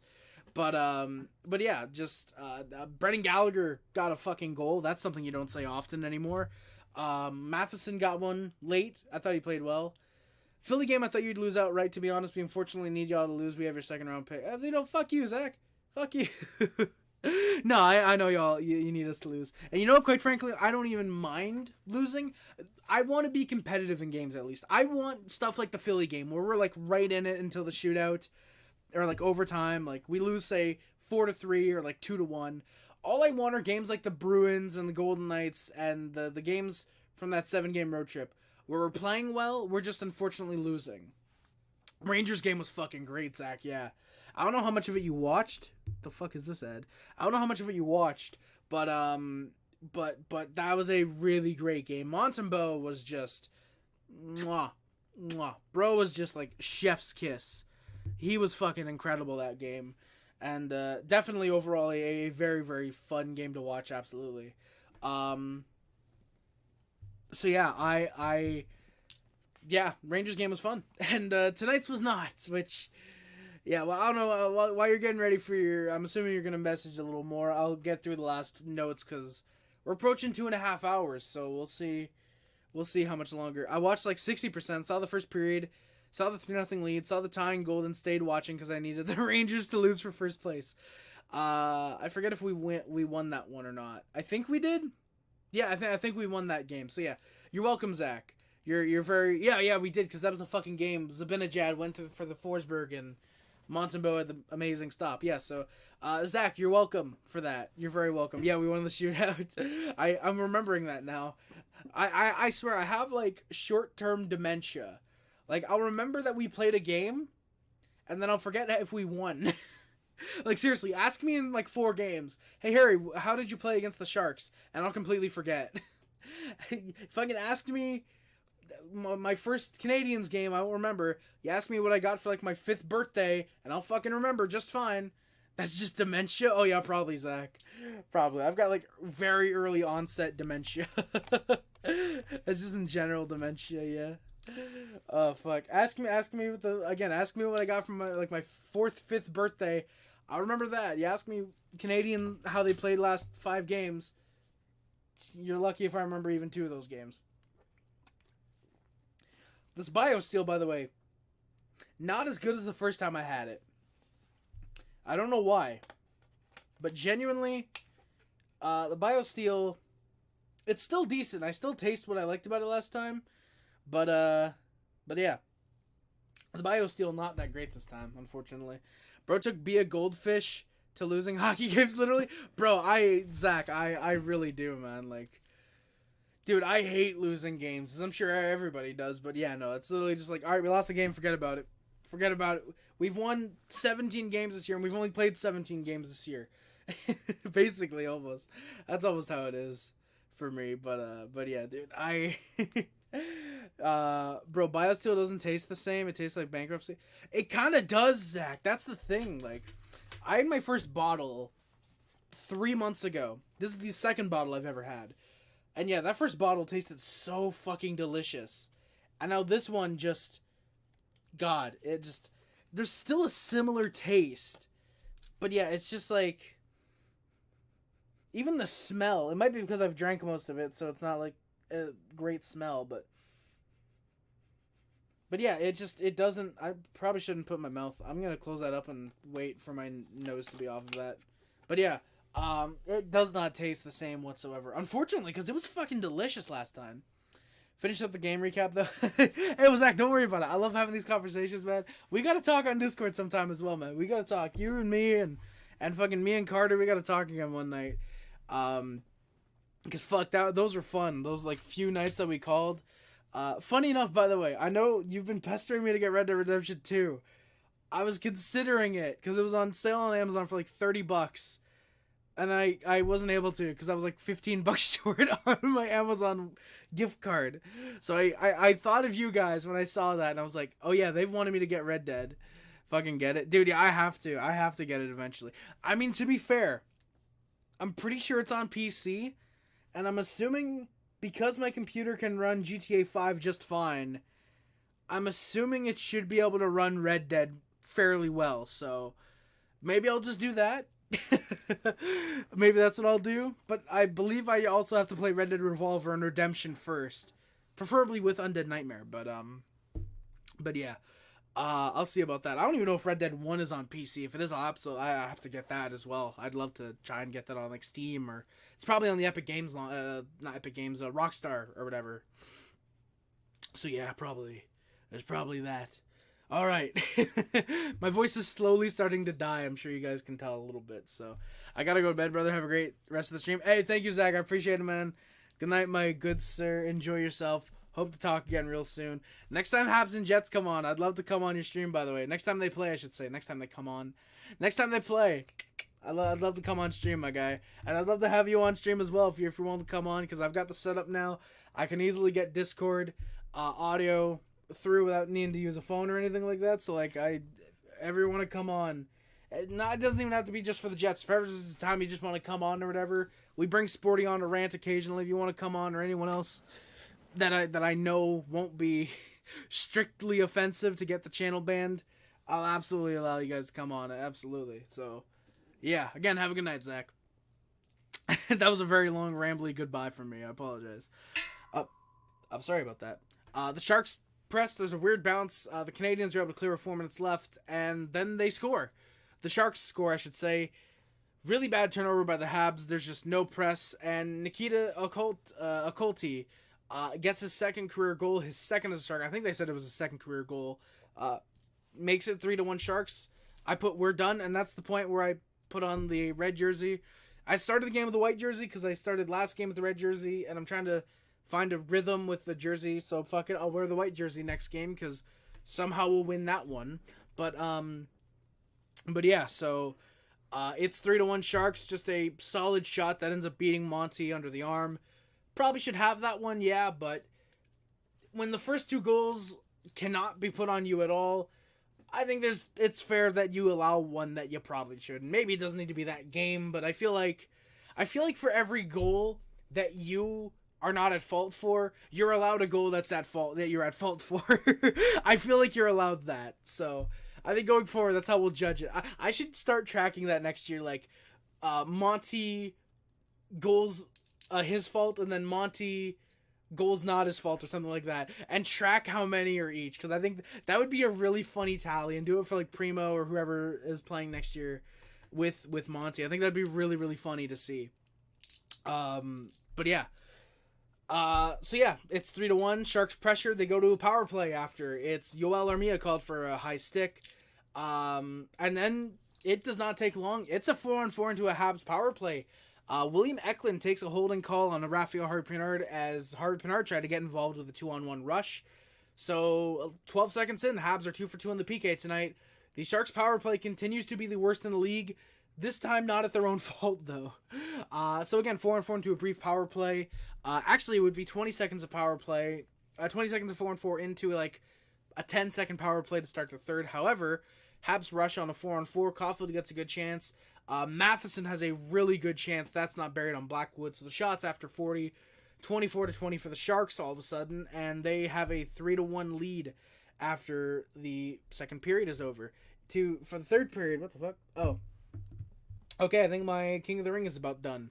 which I should win it. Hopefully, I'm really hoping I don't get reverse swept, because god damn it, that would really, really suck. I'm playing some guy, I'm not going to say his name, but has he been... Oh yeah, no, he's like completely inactive, so I'm really hoping that me using my energy really helped me out. Sorry, boys. Yeah, there's only one person watching, so I'm assuming that I can just kind of... But yeah, so the Habs press in the opening minute of the period.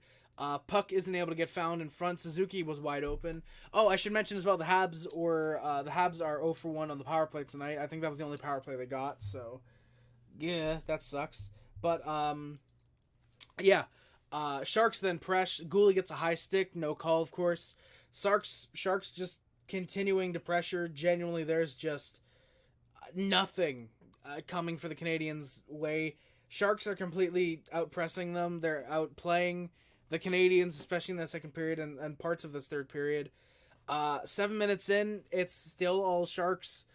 Then we get penalties. Anderson gets involved in front with Jan Ruda.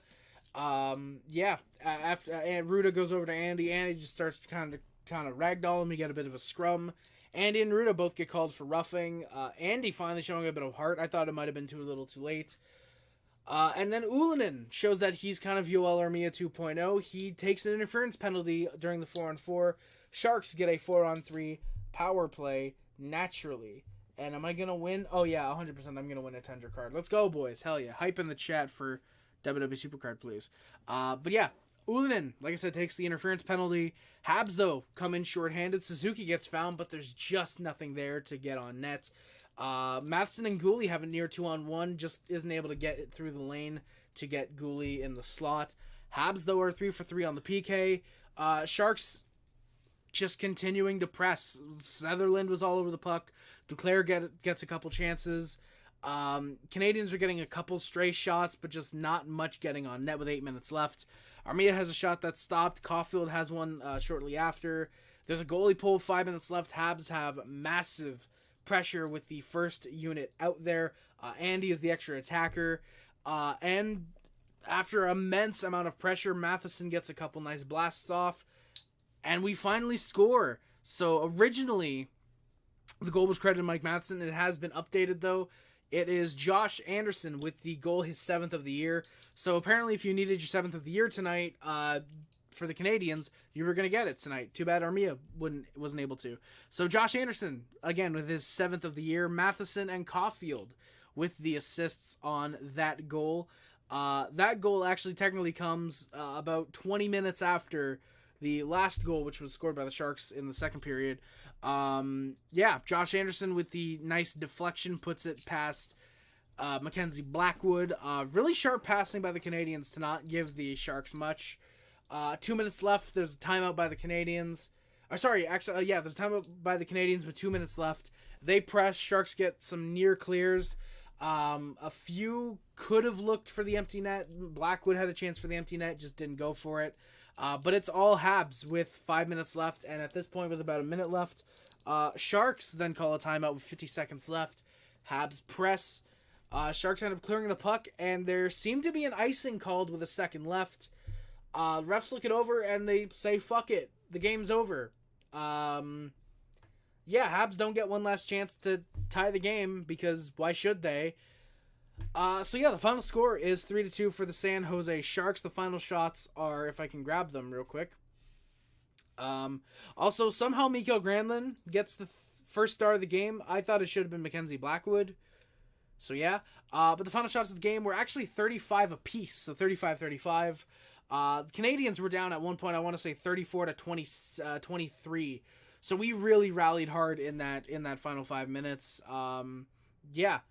That's the end of the game, unfortunately. I'm actually just gonna put end we score real quick, because I'm gonna take the last final notes just to get them out of the way after the stream is done. So yeah, Sharks win 3-2 for the Canadiens. As you guys can tell, over the last 2.5 hours, I've gone from very, very pissed and borderline confused about how this game finishes, and now I'm very much just, oh, well, okay. And yeah, am I guaranteed my basically I'm up 2-0 in game 4. Let's go. yeah, I've gone from very pissed and very angry to now, meh, it's a game. You lose it, move on to the next one, kind of. So, yeah. Let's get into the stats for the Canadiens. Speaking of which, Nick Suzuki leads the team in goals, assists, and points. He's got 12 goals, 22 assists, 34 points. Mike Matheson's got 6 goals, 23 assists, 29 points. Say it with me now. I remember when Mike Matheson wasn't playing like the top 15 D5 games ago. Yes, me too.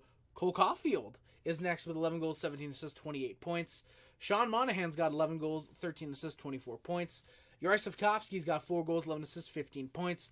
Brendan Gallagher got 4 goals. Brendan Gallagher's got 7 goals, 7 assists, 14 points.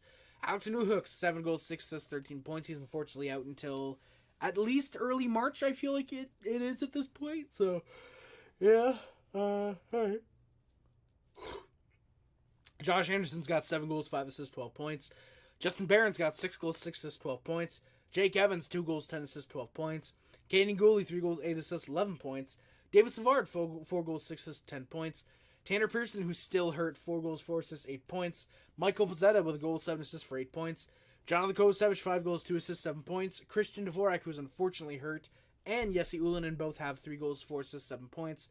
Joel Armia still with 6 goals on the year. Jaden Struble, 2 goals, 3 assists, 5 points.